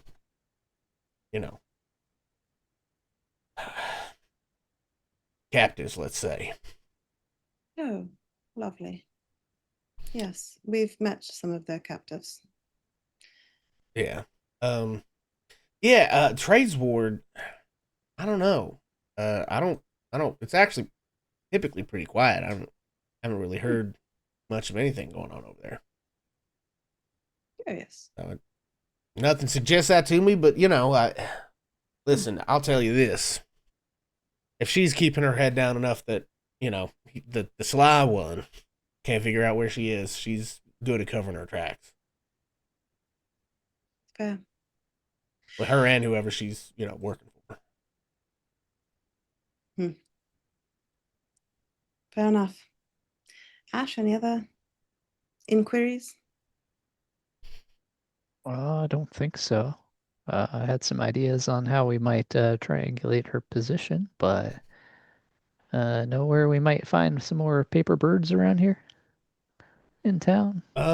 Yeah, well, I think there's a guild of scribes could probably do it. Any, bookstore that has somebody with a little arcane talent could probably do it. Oh, Rishal. He'd be just the one for this. Oh yeah, old Rishi. Yeah, he probably hook you up. Tell me before I leave, Dan, and oh, sorry, if you want to finish. No, go ahead. I was reading through some of the history books of Waterdeep recently, and I came across a bit of literature about I believe it was a man named Mert who seemed to have defied a typical approach to being a masked lord and made it very clear where he stood in the city. And I just found it interesting. It seems as though perhaps some more of that transparency could be useful in the city. Hang on, there's something I have to look up real quick. Oh, okay. Sorry, gang, there's so much lore. Okay.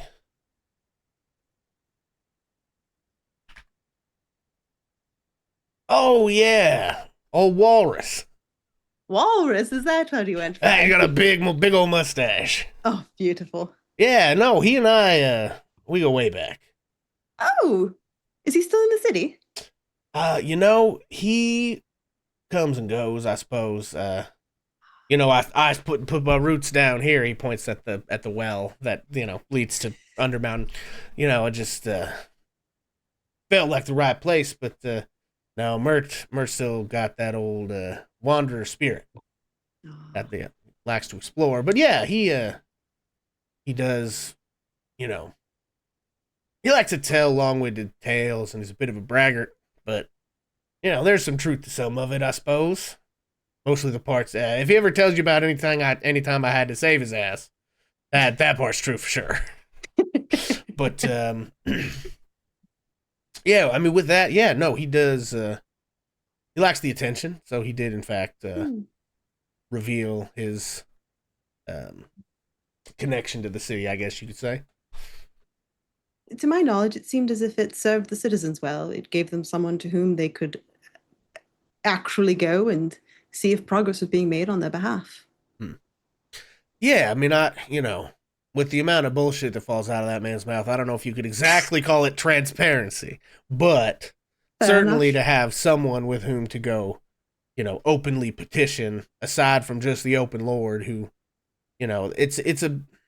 it's a way they dodge accountability. You know what I'm saying? They got the open lord, and you go talk to the open lord. She's got to go talk to the mass lords on a bunch of stuff, and then you don't really know who done overrode the thing. He was hoping would happen. Yeah. It's so yeah. I don't think that's a terrible idea, but anybody in that position is a powerful person, whether they're personally, some type of skilled fighter. Some are, some aren't, but they've all got the coin to pay, any amount of skill of a fighter they need for a job, if that makes sense, or any number of them to do what they need. So it's hard to. I don't know how you'd force them to do a thing they didn't want to do. They kind of got. Well, I suppose it would just be a matter of putting the right people in the masked lords' positions themselves to begin with, would it not? yeah, of course. Well, it don't change that often, and the mass lords, I think, have some say in who gets elevated to join their number. Although it ain't an iron grip, I suppose. And then, of course, it'd be hard to figure out where all they are and wipe them out all fast enough to replace them with something else. But I suppose it ain't impossible. Do you think it's fully staffed right now? I understand the original goal was 70 or so, was the original charter. Perhaps it's just a matter of adding more to the council to even things out.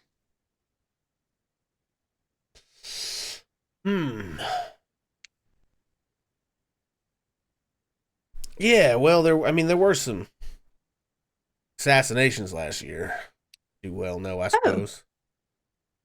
Yeah. I was not aware. Oh, okay. Yeah, the whole thing with the death masks. Excuse me? Yeah, there was it was a whole deal. Yeah, I don't know, they were whittled down to like 5, I think. That were there. Well, I guess there were only 5 that were able to keep their identity secret at that point. And then there were about 6 of them who were forced to be unmasked, and then a bunch of them got killed or stepped down and replaced. And then there were 4 more that got assassinated. No one really knows exactly how many they are, I guess, except each other. But Shit. yeah, it's tumultuous. Holy shit. But it Death is mask- kind of like, it's like a hydra. You know what I'm saying? You cut off one head and it at least grows one more. I suppose the question is, do they ever determine who committed these assassinations? Um, And are the death masks a metaphor or literal? no, they really were wearing masks.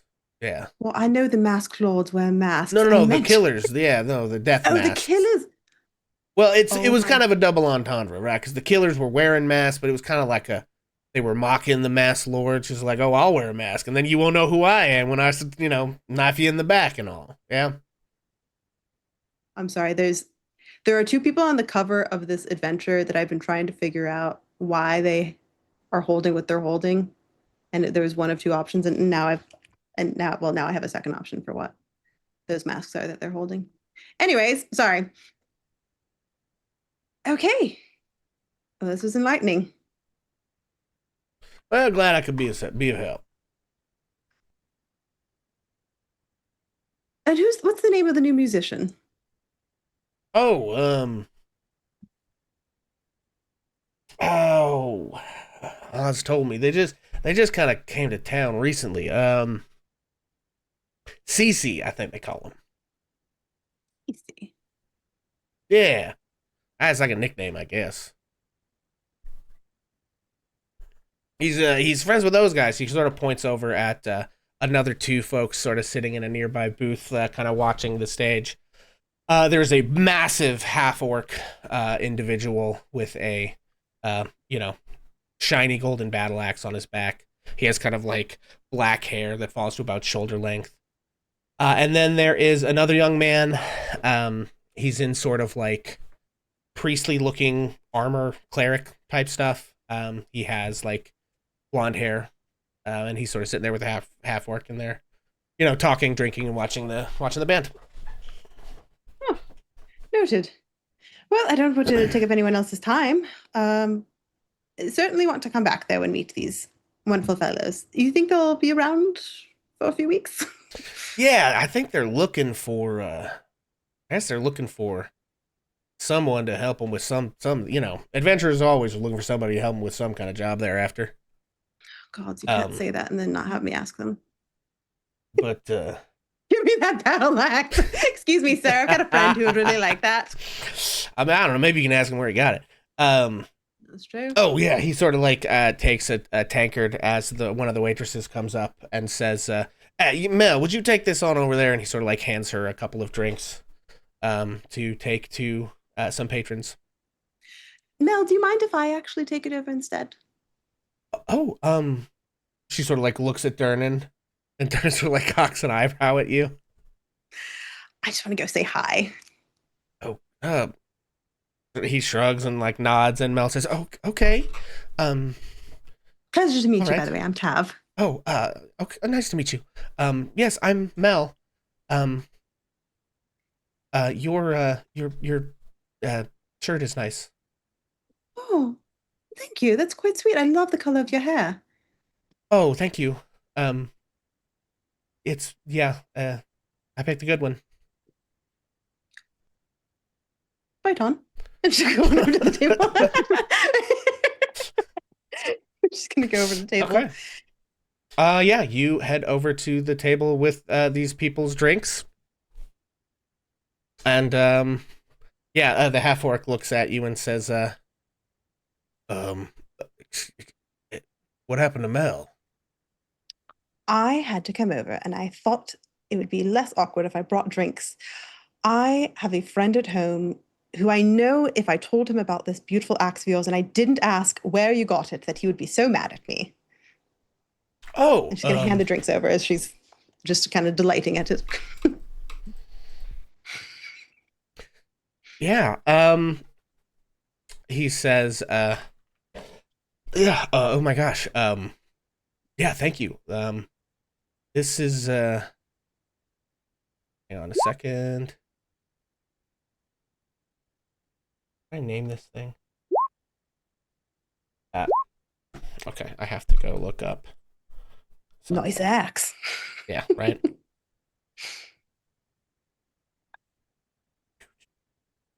And maybe Ash can warn Durnan about the crabs. Hey, by the way.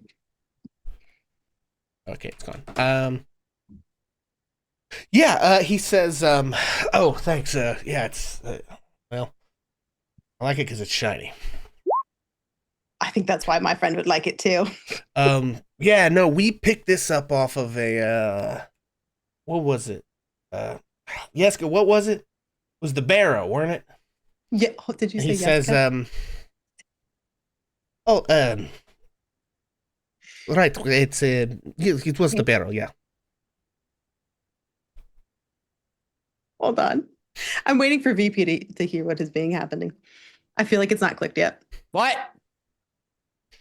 What did you say your friend's name was? I'm so sorry. I missed that. Oh, yeah, this is my buddy Yeska. What the fuck? Exactly. That's what that was. There it is. Hold on. I was like, he's not paying attention. Ladies and gentlemen, we got him. I was like dealing with anyway.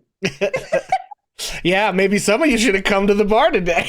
God damn it. Well, this isn't the campaign for me to reunite with Yeska because Vareth isn't a kid person, so it's fine. Yeah. Apparently, Yeska's not a kid anymore either. Yeah, oh, yeah. Man. So you are looking at a strapping young man in his early 20s. With I guess I can just show you some of these guys at this point. Nice. Oh, I didn't make a handout for one. Hey, now hold on a minute, because there was like a part of me that was like recognizing some of these. Are all these people from Barovia? No. Oh, okay. No. But some of them may have familiar faces. I Okay. feel like I recognize Mel. Yes, I mean Mel's not from Barovia. Mel's from Waterdeep. No, I knew that. Yeah. Mel's from Waterdeep? Yeah. Is this from the first campaign? I feel like it was. Maybe. Interesting. I think it was, yeah. Maybe. I knew I recognized it a bit, and then it clicked to why. Anyway, I won't spoil it, but something she said clicked. Anyway. Okay. Please continue. Stand by. I'm Curious. looking for. There he is. Yeska's at the fucking bar in Waterdeep. I can't handle this right now. I was like, where is VP's reaction? I'm sorry, I was dealing. Okay. You're good. All right. So first things first. Yeah, this is the half orc gentleman. His name is Fluck. Fluck. And Fluck loves shinies. Incredible. Same. I don't know if I recognize him. No, you guys would not recognize him. That's a personal joke there. Okay, love Nice. it. Okay, and then there is our boy. Did I not make one for Jesus? I did so much prep and I'm somehow unprepared. You're doing great, buddy. I threw too much. That's okay. I mean, this is like I literally planned this. I didn't know it was going to happen today. This is just the next time you guys came to the portal. Reminder: I should not go to the portal if I don't want things to occur. Okay, and this is Yeska. Look at him now. That's my boy. Your boy is smoldering. My boy. Yeah, so he has this holy symbol. I think he has like a mace by his side. He has this sort of like golden and light armor. I grow up so fast. Yeah. And I don't know if this will ring any bells with anybody. It may not. I don't know. Hard to say. But I don't even have you guys on the map screen. This is Yeska, guys. yeah. I also need his armor. You have your own. You have your own gold armor, Mister. You leave Yeska alone. Okay. For reference, folks, for whoever didn't catch the Curse of Strahd campaign, Yeska was the name of a little church altar boy that my character adopted, and He done all grown he was up. one of my faves. He all grown up. Okay. Oh god. And then, yeah, you look up to the individual in the band that you've been told is their friend, and you see Cece. I don't recognize that one either. Interesting. And yeah, so Cece has like a sort of mechanical hand and heterochromia eyes. Nice. Yeah, anyway, so, but yeah, he says, Flux says like, yeah, we found this in the, there was a barrow. Where even were we? And Yeska says, "Yeah, a long way from here." Oh, his little voice is gone. You can't exactly get there from here. I mean, you remember there was that whole deal with Chadrick. He had to get us here. Yeah, always problem dealing with him. But You know, I have a friend who's also not from here, and I feel like he would really love to hear these stories. Tell me Is, though, I did hear that perhaps you're looking for some help with something, or well, at the moment we are looking for someone to help us with a long-term commitment. We need someone, sneaky, good with picking locks and that type of thing. And then we You have don't to. say. It's a long story. That's for sure. But we need someone. We will have to travel from here. But we hear City of Splendors. They've got someone for everyone, and we hear also. Even where I am from, there's a little bit more contact with the outside world these days. Last many years, so we even hear of the Yawning Portal. So. It's a beautiful place to come. You picked very well on your travels.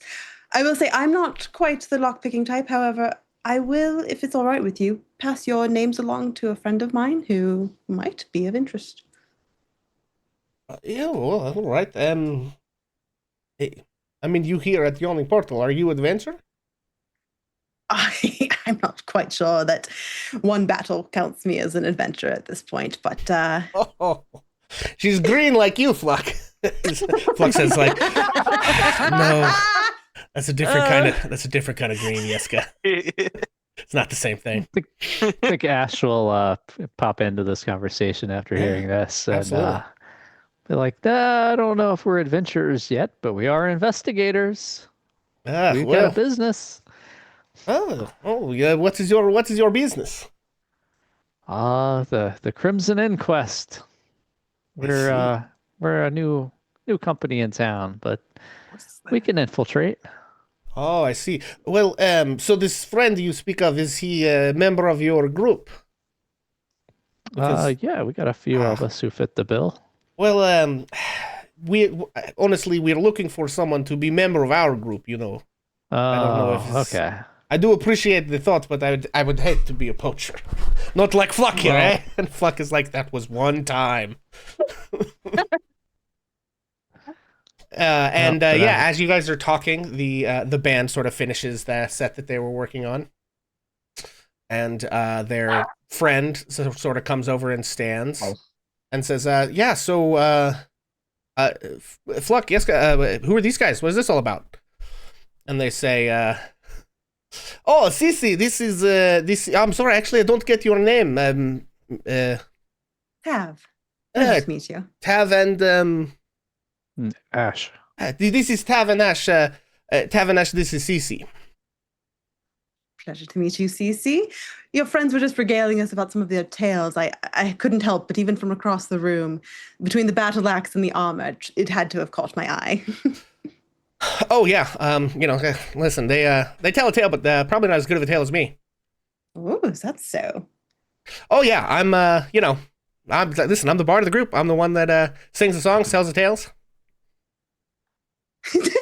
I'm so sorry. I'm so sorry, Victor. Listen, there's a whole Yeska entrance here, and I'm missing it, so I feel you. He reaches out his hand and to like shake your hand, Tav and Ash. This is CC in this case, and he reaches out with the prosthetic hand. Yeah, so Ash will be like, who made this incredible piece of equipment? Oh yeah, well, you see, it's kind of funny. That's one of the reasons why we had to come here. There's the the Temple of Hands or something. They got a whole temple for hands. House of Inspired Hands or something. Up in the Seaward, I think. I tell you, it was crazy in there.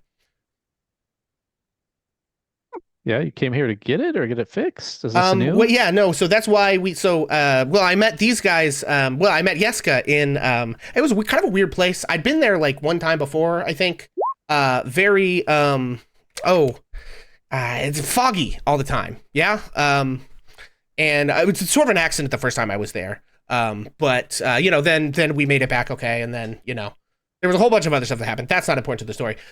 So then I ended up back there again a long time later, and travel can be funny sometimes, if you know what I mean.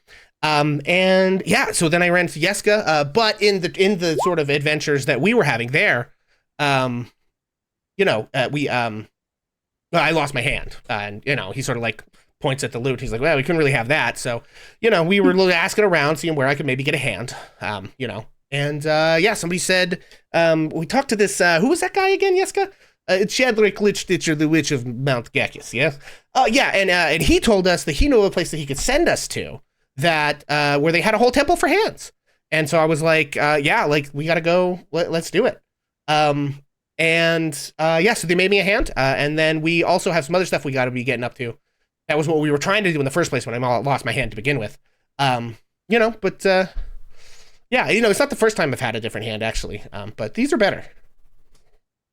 Oh, yes, the House of Inspired Hands. It's dedicated to Gond. Yeah, that's it. That's the one. Yes, that's the place of the greatest innovative minds of the city. Many experimenters and inventors are there.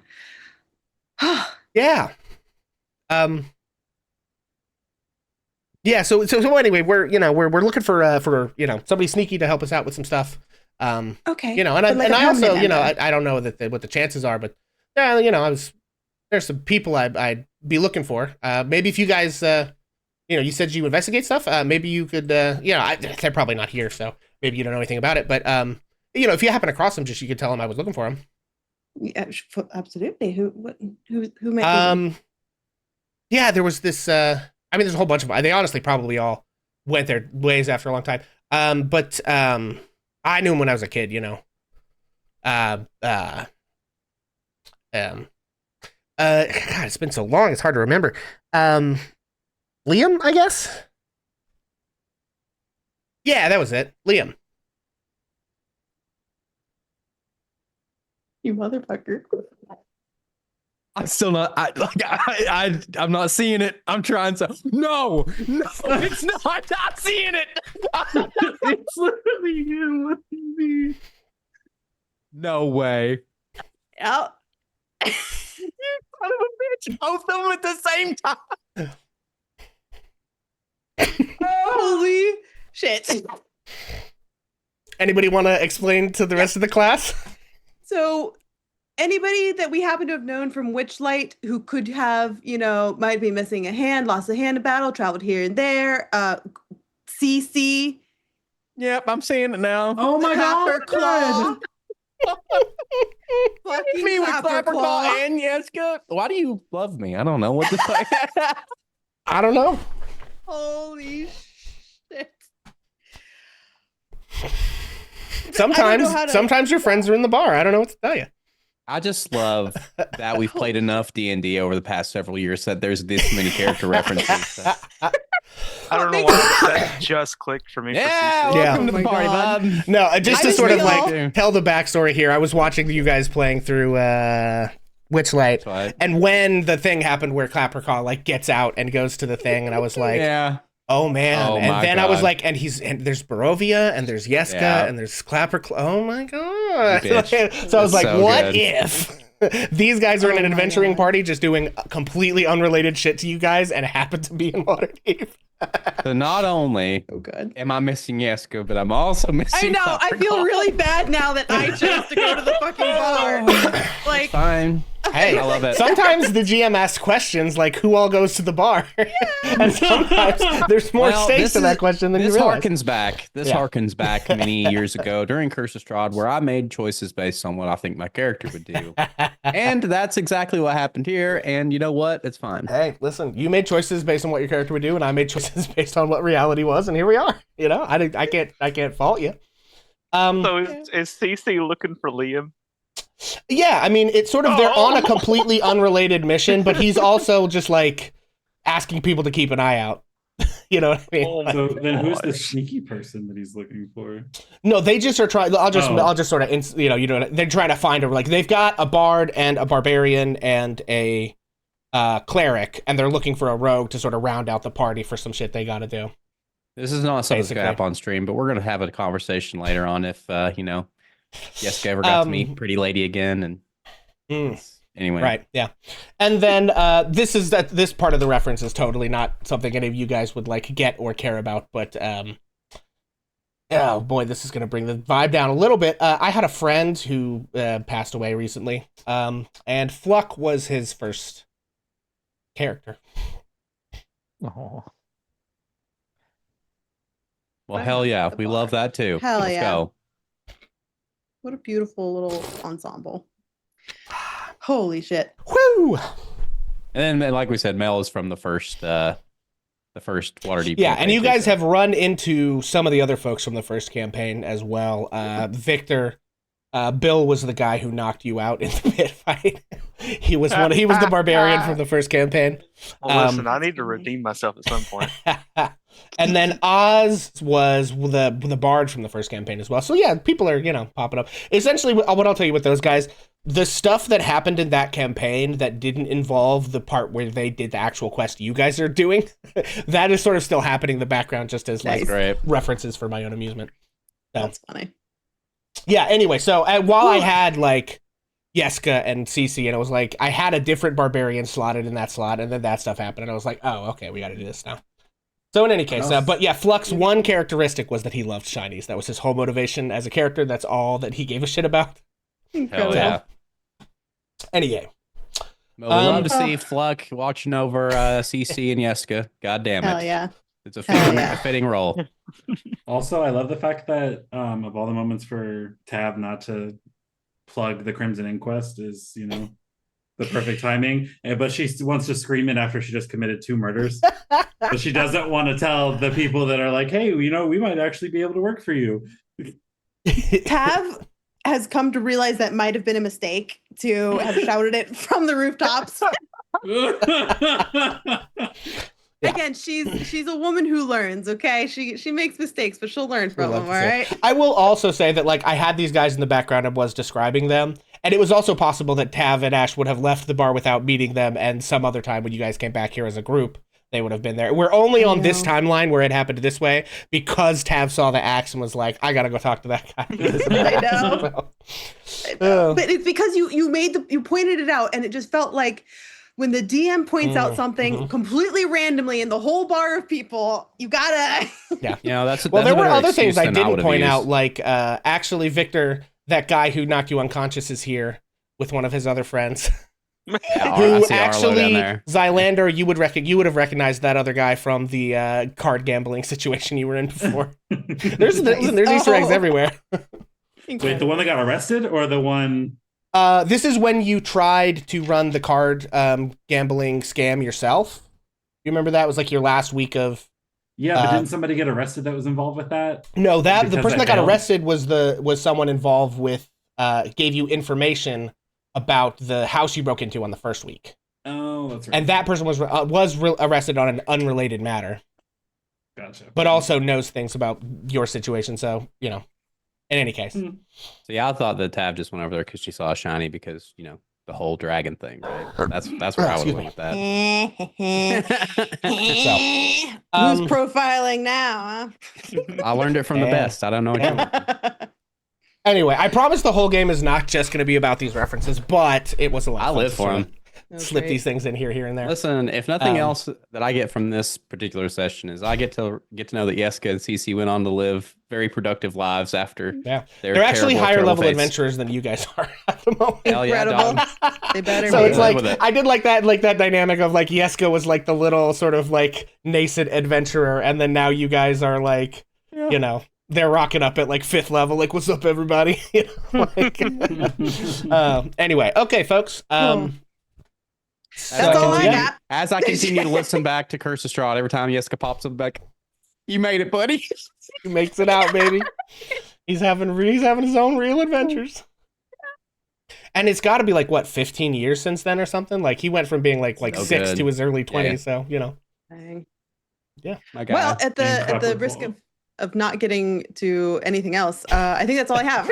okay, excellent. Yeah, that did take a bit of longer detour than maybe Yeah. we anticipated, but I enjoyed it. Yeah, so that brings us to. I'm just gonna drop you all back here. No, I'll leave you there. It's fine. Yeah, okay, that brings us to Vareth and the breaking in, right? Indeed. Okay. Yeah, this guy gave me this quest a long time ago. I figured it was high time that I kind of get to it. Where is the Okay. Waterdeep Zoo? What ward? Great question. The reason I ask is because I will say what ward will determine whether or not Tav feels she will be of any help. Waterdeep Wazoo is in the North Ward. It is way up near the northeastern wall of the city on Inmar Street, kind of at this intersection of Inmar Street and Stallion Street. So it's like way, like it's even northwest of Vareth's house. It's probably not that far from Troll Skull Alley. Oh, okay. Let me go look at the map. I guess we'll just go to our map and I can drop you guys a pin for that. Go to the map for everybody, I suppose. Okay. Oh, that's funny. It's actually around the corner from Vareth's drop point. Nice. So that's also amusing. So Vareth could have completed it on his way home. Basically. It is. We had a lot going on, bub. What do you want from me? This is. No, I'm just pointing it out. Okay, Waterdeep Wazoo. Can you guys see the names of these things when I put them on the map? Okay. Uh-huh. Yeah, so there it is. Waterdeep Wazoo. It's way over here. And yeah, it's like 4 blocks from Troll Skull Alley. Cool. So, yeah, what I will say about that as well.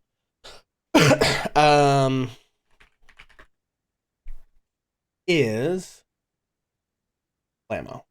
Okay. All right, I gotta get to this mission. Yeah, the way that we're gonna run this one is not like a big dungeon break-in thing. This is gonna be more of a set of skill checks.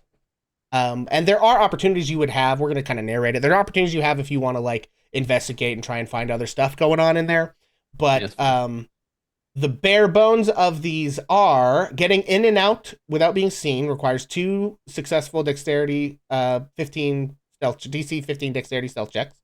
And there is a locked door that will require a DC 10 Thieves Tools dexterity check to get through.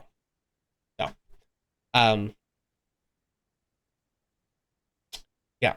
Does every person doing this, or just one? Yeah, I think just for the ease of it, I guess if there's more than one person going, you could make a group stealth check, and I'll use the average, or you can just let one person roll it if they go alone. So it's like you have a better chance of averaging out a better number with more of you, right? Versus like one person having one bad roll. You could like bring up a bad roll by having more people there, but it also could work the other way too, you know.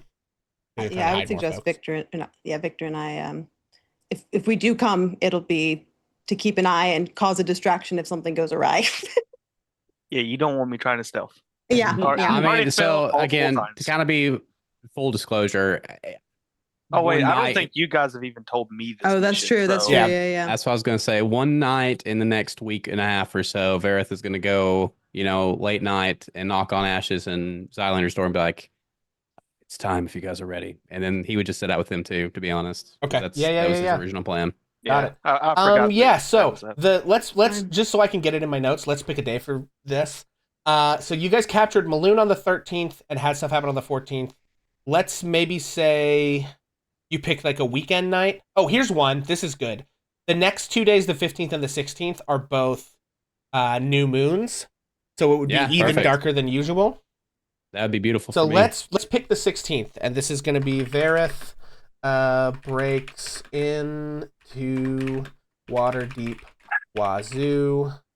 There we go. Bam. All right, so that's on our calendar now.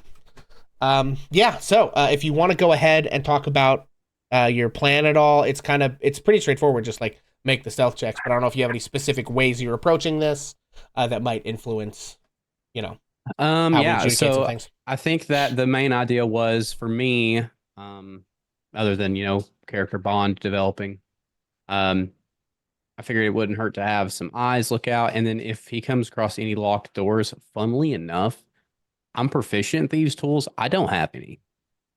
So, like, if there's a locked door, he would let Zylander handle that bit. He Got brought it. along his mobile lock pick. Yeah. Okay. Yeah, so here's what I'll say. For the stealth checks, we'll do a group stealth check. For the thieves tools, you can give help. If you're with your thieves tool proficiency, I think you can help Zylander and give him advantage on that. Okay. And I can guide him. Yep. And you could actually guidance at one of you for the stealth one, for the 2 stealth checks as well if you want. So just for a quick narrative thing, that way we don't turn into a big dungeon crawl. I feel like the plan would be to show up. We would probably look for a balcony or some sort of second story entrance. Then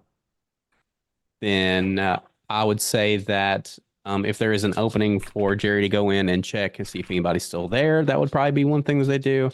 But other than that, yeah, the checks are cool with me. I just wanted to make sure there was some sort of, a little bit of a narrative thing happening. Yeah. Okay, so the Waterdeep Wazoo's office, there's like a big double door that goes in the front, and you can kind of case the place like Ash did, and Ash maybe even case the place for you. Who knows? There is kind of a back door as well that's a little less obtrusive, and there are several windows. It is a 1-story building, I think. Okay. Yeah, it's a 1-story spot. So your means of egress are ingress rather, one of the windows, the double doors in the front, or the back door to the alley in the back. Like the alley would be the best bit. And then, like I said, maybe send Jerry in underneath the door. Yeah. Check and see if anybody's still there, and then. Yeah, so let's do your first stealth check is to get to the door unseen. So let's go ahead and do that one. That's the everybody thing, yeah. Yes, everyone please make a stealth check. We will take the average of the roll and see if it passes a 15. Verith got a 12. And also you can throw guidance on one of these if you want. Although I think 20. I think a 20 and a 15 and a 12 will average out to what we need. I guess I can just That's 20, 35, 30, it's 47 divided by 3. We need a DC of what? 15. We do pass. Yeah. Just barely, actually. It's like a 15.6, which it's quite literally barely. But it does pass. Plus 1. Yeah, so I think there's some tough moments. I think here's how I'll maybe narrate this. Verith is so much more used to going across the tops of the buildings that like having to walk on the ground is maybe a little bit more like Foxy and Ash's like way of sneaking around. And so they kind of help Verith through this little bit. And so you do make it to the back door successfully. We'll just narrate. Jerry can crawl down and go in, and he comes back and says, it's clear, boss. Okay, and I guess we'll check to see if the door is locked. Well, let's go ahead and do I will say the back door is locked. So sleight of hand with the. So we'll do a Steve's Tools check. I think you can just roll that check straight from your sheet. It's like if you look at your tool proficiencies underneath of passive wisdom perception. That's where mine's at, is underneath that. Yeah, it's underneath your like passive wisdom and stuff. And then make it a dex. Yes, it's dexterity. 24. Okay, if I've give the help action, that's actually 24 will definitely do it.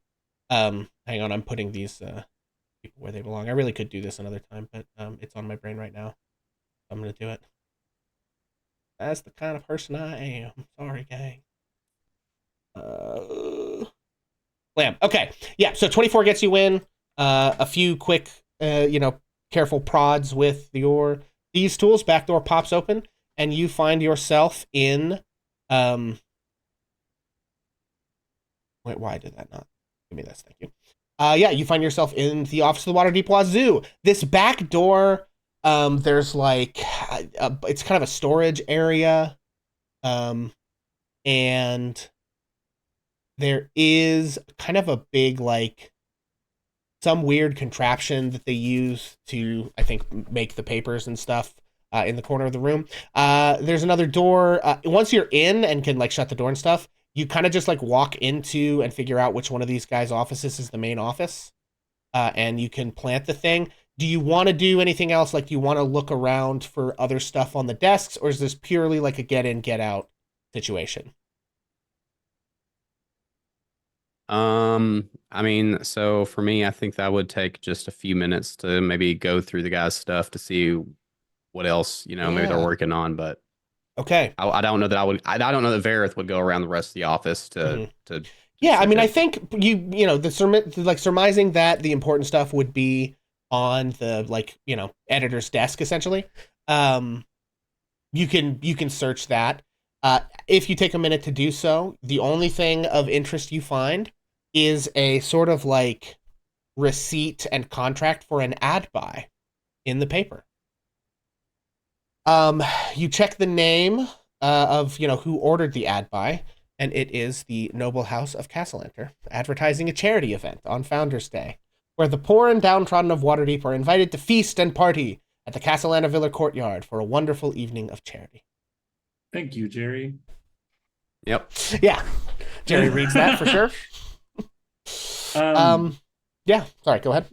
May I investigate to see if there's any like value, any like payments for ads or anything that are kind of like lying around that I could select? Yeah, so I will say that according to like what's in the adventure, and I think I'm going to stick to this time, is that is the only thing of value that you find that anyone who looks through finds. So it's like whatever the bank of the paper as far as it has like payroll and stuff. Dude's just walking around with that. I don't know, hard to say, but Okay. there's not like a lockbox or anything like that Makes they sense. leave on the premises at night. So Yeah, after Jerry reads it off, Vareth Beck, be sure to remember that Tav will want to hear about that. yeah, and so with the information there, obviously you're planting the thing about the devil worshiping the unnamed Waterdavian noble families. Do you also leave Tav's note? I can't think of a reason why he wouldn't, so I'm going to say yes. Okay, hell yeah.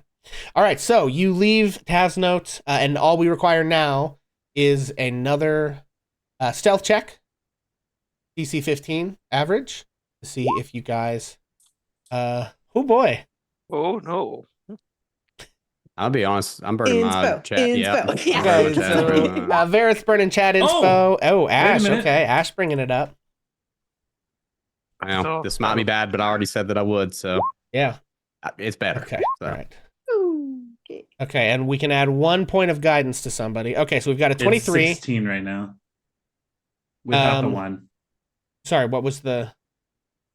So it's a 16 average without the guidance. It's 48. Yeah, you're right. Yeah, okay, so that will get you there. This time Ash really kind of like... Ash is playing, looking like... Zylander's looking for stuff.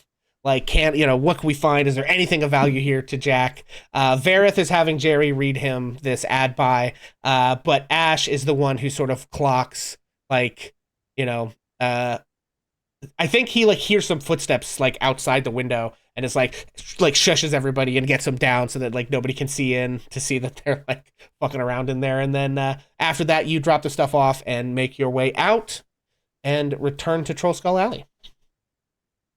That was easy. I will say the only other thing that we can hand wave it or whatever you want to do, either the next night or whenever he is going to go visit with his contact. Yeah. Okay.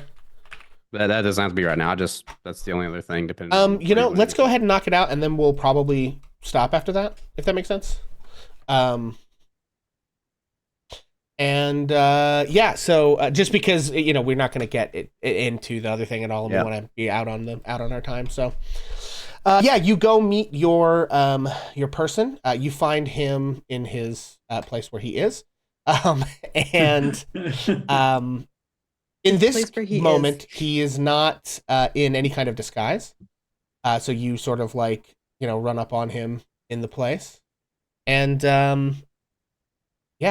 he sort of says, yes, Vareth, come on in. What can I do for you? The article's been planted. I just wanted to check in. Ah, excellent. Great. On your like allied organizations and stuff, you can increase your level of renown with this particular group by 1. Okay. Well, I'm going back to the RP screen. That way, chat can't see what I'm doing. Yeah. I gotta find where that's at. Yeah, I think what you would probably do is just like in the allies and organizations next to that entry, just type the word like renown and like make it a 1. Yeah, here you go. There's not really like a spot for it. So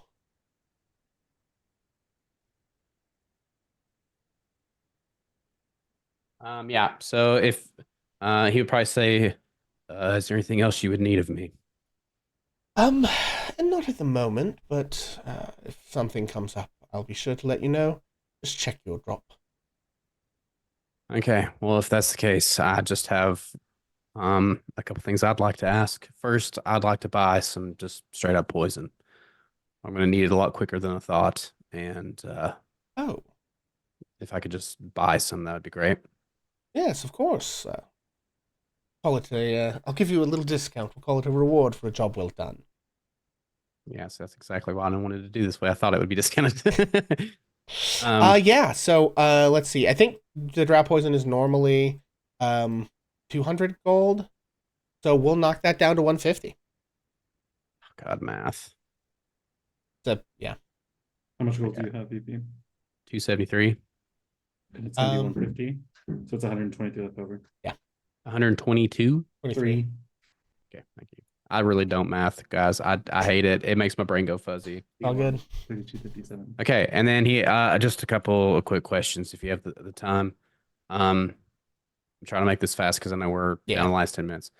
Do you know anything about the Founder's Feast? Have you heard anything about that? Yep, just about that. Yeah. Okay. Go ahead as you ask that question. I'm actually gonna. Well, okay. This is hard for me. Too. I'm gonna. Just to keep things. I'm just gonna roll dice. Okay. Go ahead and make an insight check as you ask that question. Nat 20. Damn. Let's fucking go. Damn. That's a double nat 20. Yeah. Yeah. That's crazy. Holy That's shit. a 1 in 400. That's insane. Okay. Holy shit. And then you. How do I? Okay. So that's a. Where are these stats, please? That's just like a crit fascinating. success for the rest of the session. Yeah, all, Eating everything. all 6 minutes of it. Yeah, great. Yeah. Make them work. Oh my god. Okay. This is crazy. This is crazy. Here's the thing. He has an astronomically high check that he's making here. Let me guess, 26 did not beat it. No, 26 exactly meets it. Oh, Exactly meets it. And I'll tell you, What? he did not roll well. Like, he didn't roll bad, but he didn't roll great either. So he is so good at deception. Yeah. But I think, yeah, I mean, 26, it's a crit. You meet the DC, even like flying rules as written, you know, where crits aren't always necessarily success, but like, yeah. So, which I usually make them, but I'm just saying, right? Yeah, I got you. And even at a different table, you would have made this check. Yeah, you catch a flicker of an expression that's like a micro expression that really crosses his face here. And the thing that you notice is like actually what you interpret correctly, I think, here is an extremely quick reevaluation of you, basically.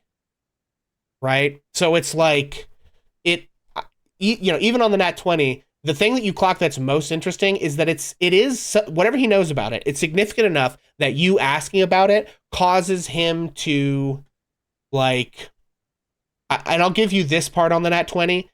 Think of you more savvy than he did before. Does that make sense? You see a like clicking thing happen in his brain where it's like someone that he thought like, yeah, this guy has this one particular skill set, but you know, he knows you're not particularly well adapted to life on the surface. He knows you're not like reading in common, you know, like that you have some like certain limitations. And you ask him an extremely pertinent question about some like interfactional stuff. And so you see this micro expression of him being, it's basically like, oh, okay.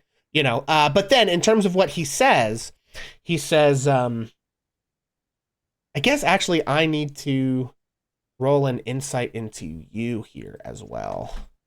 Hang on, gang.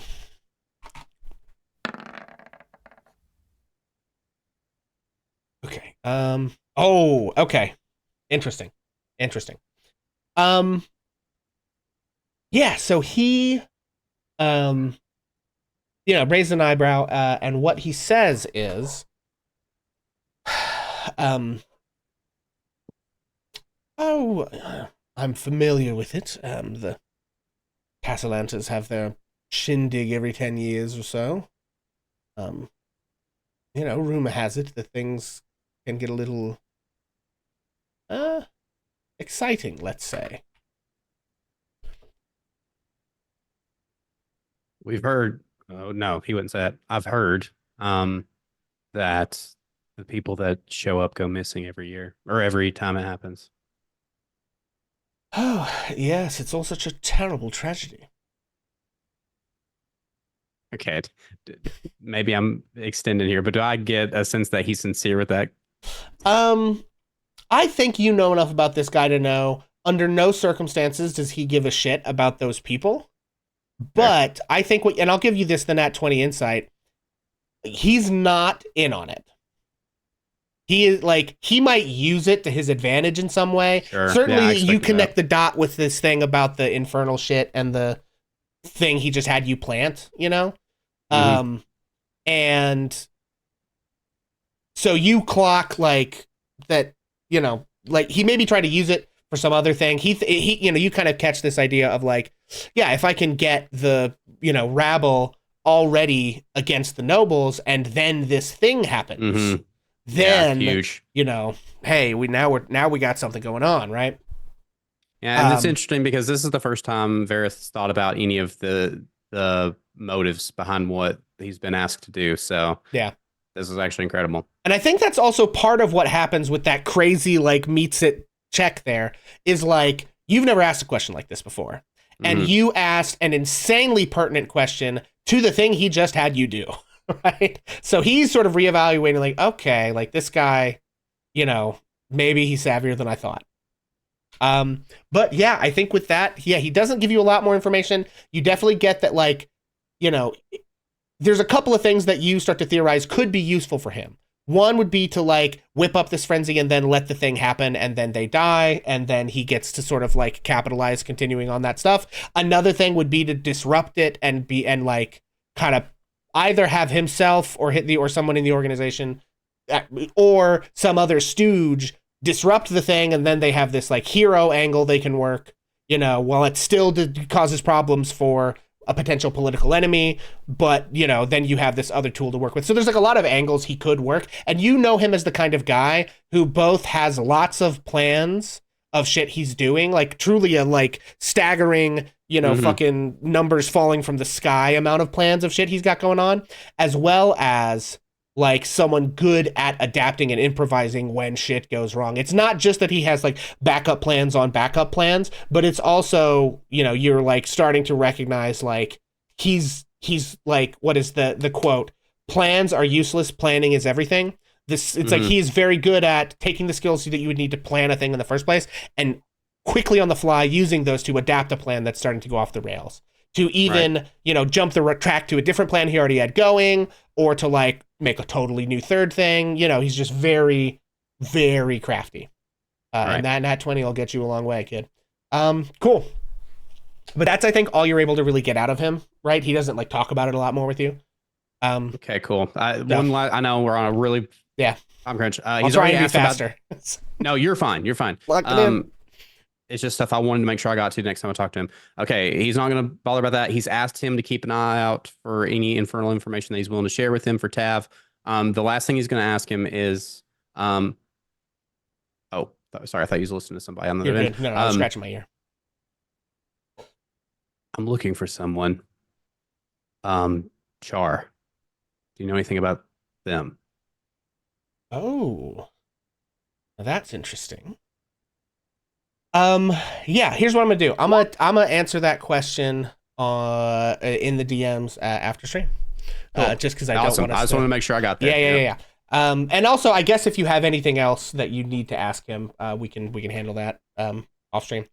Yeah, so that having been said, folks, we are like right up against our thing here. So real quick, we're going to remind you who we are, where we can be found on the internet, and I'm going to desperately see if there's anyone to raid. Go ahead, Vincent Page.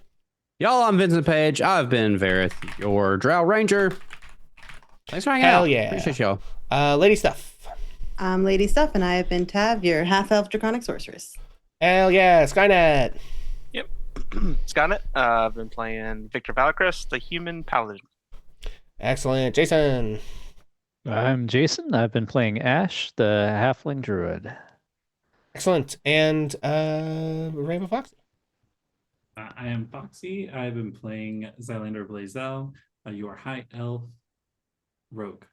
Excellent. And as always, folks, I have been Pixel, your GM, and a whole bunch of familiar and unfamiliar faces tonight.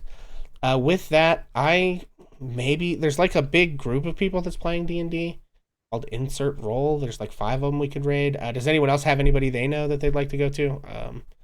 I'm not super sold on that one, but I got this Hambone TTV. That's part of that. That's right at the top of my list. all right, let's do it.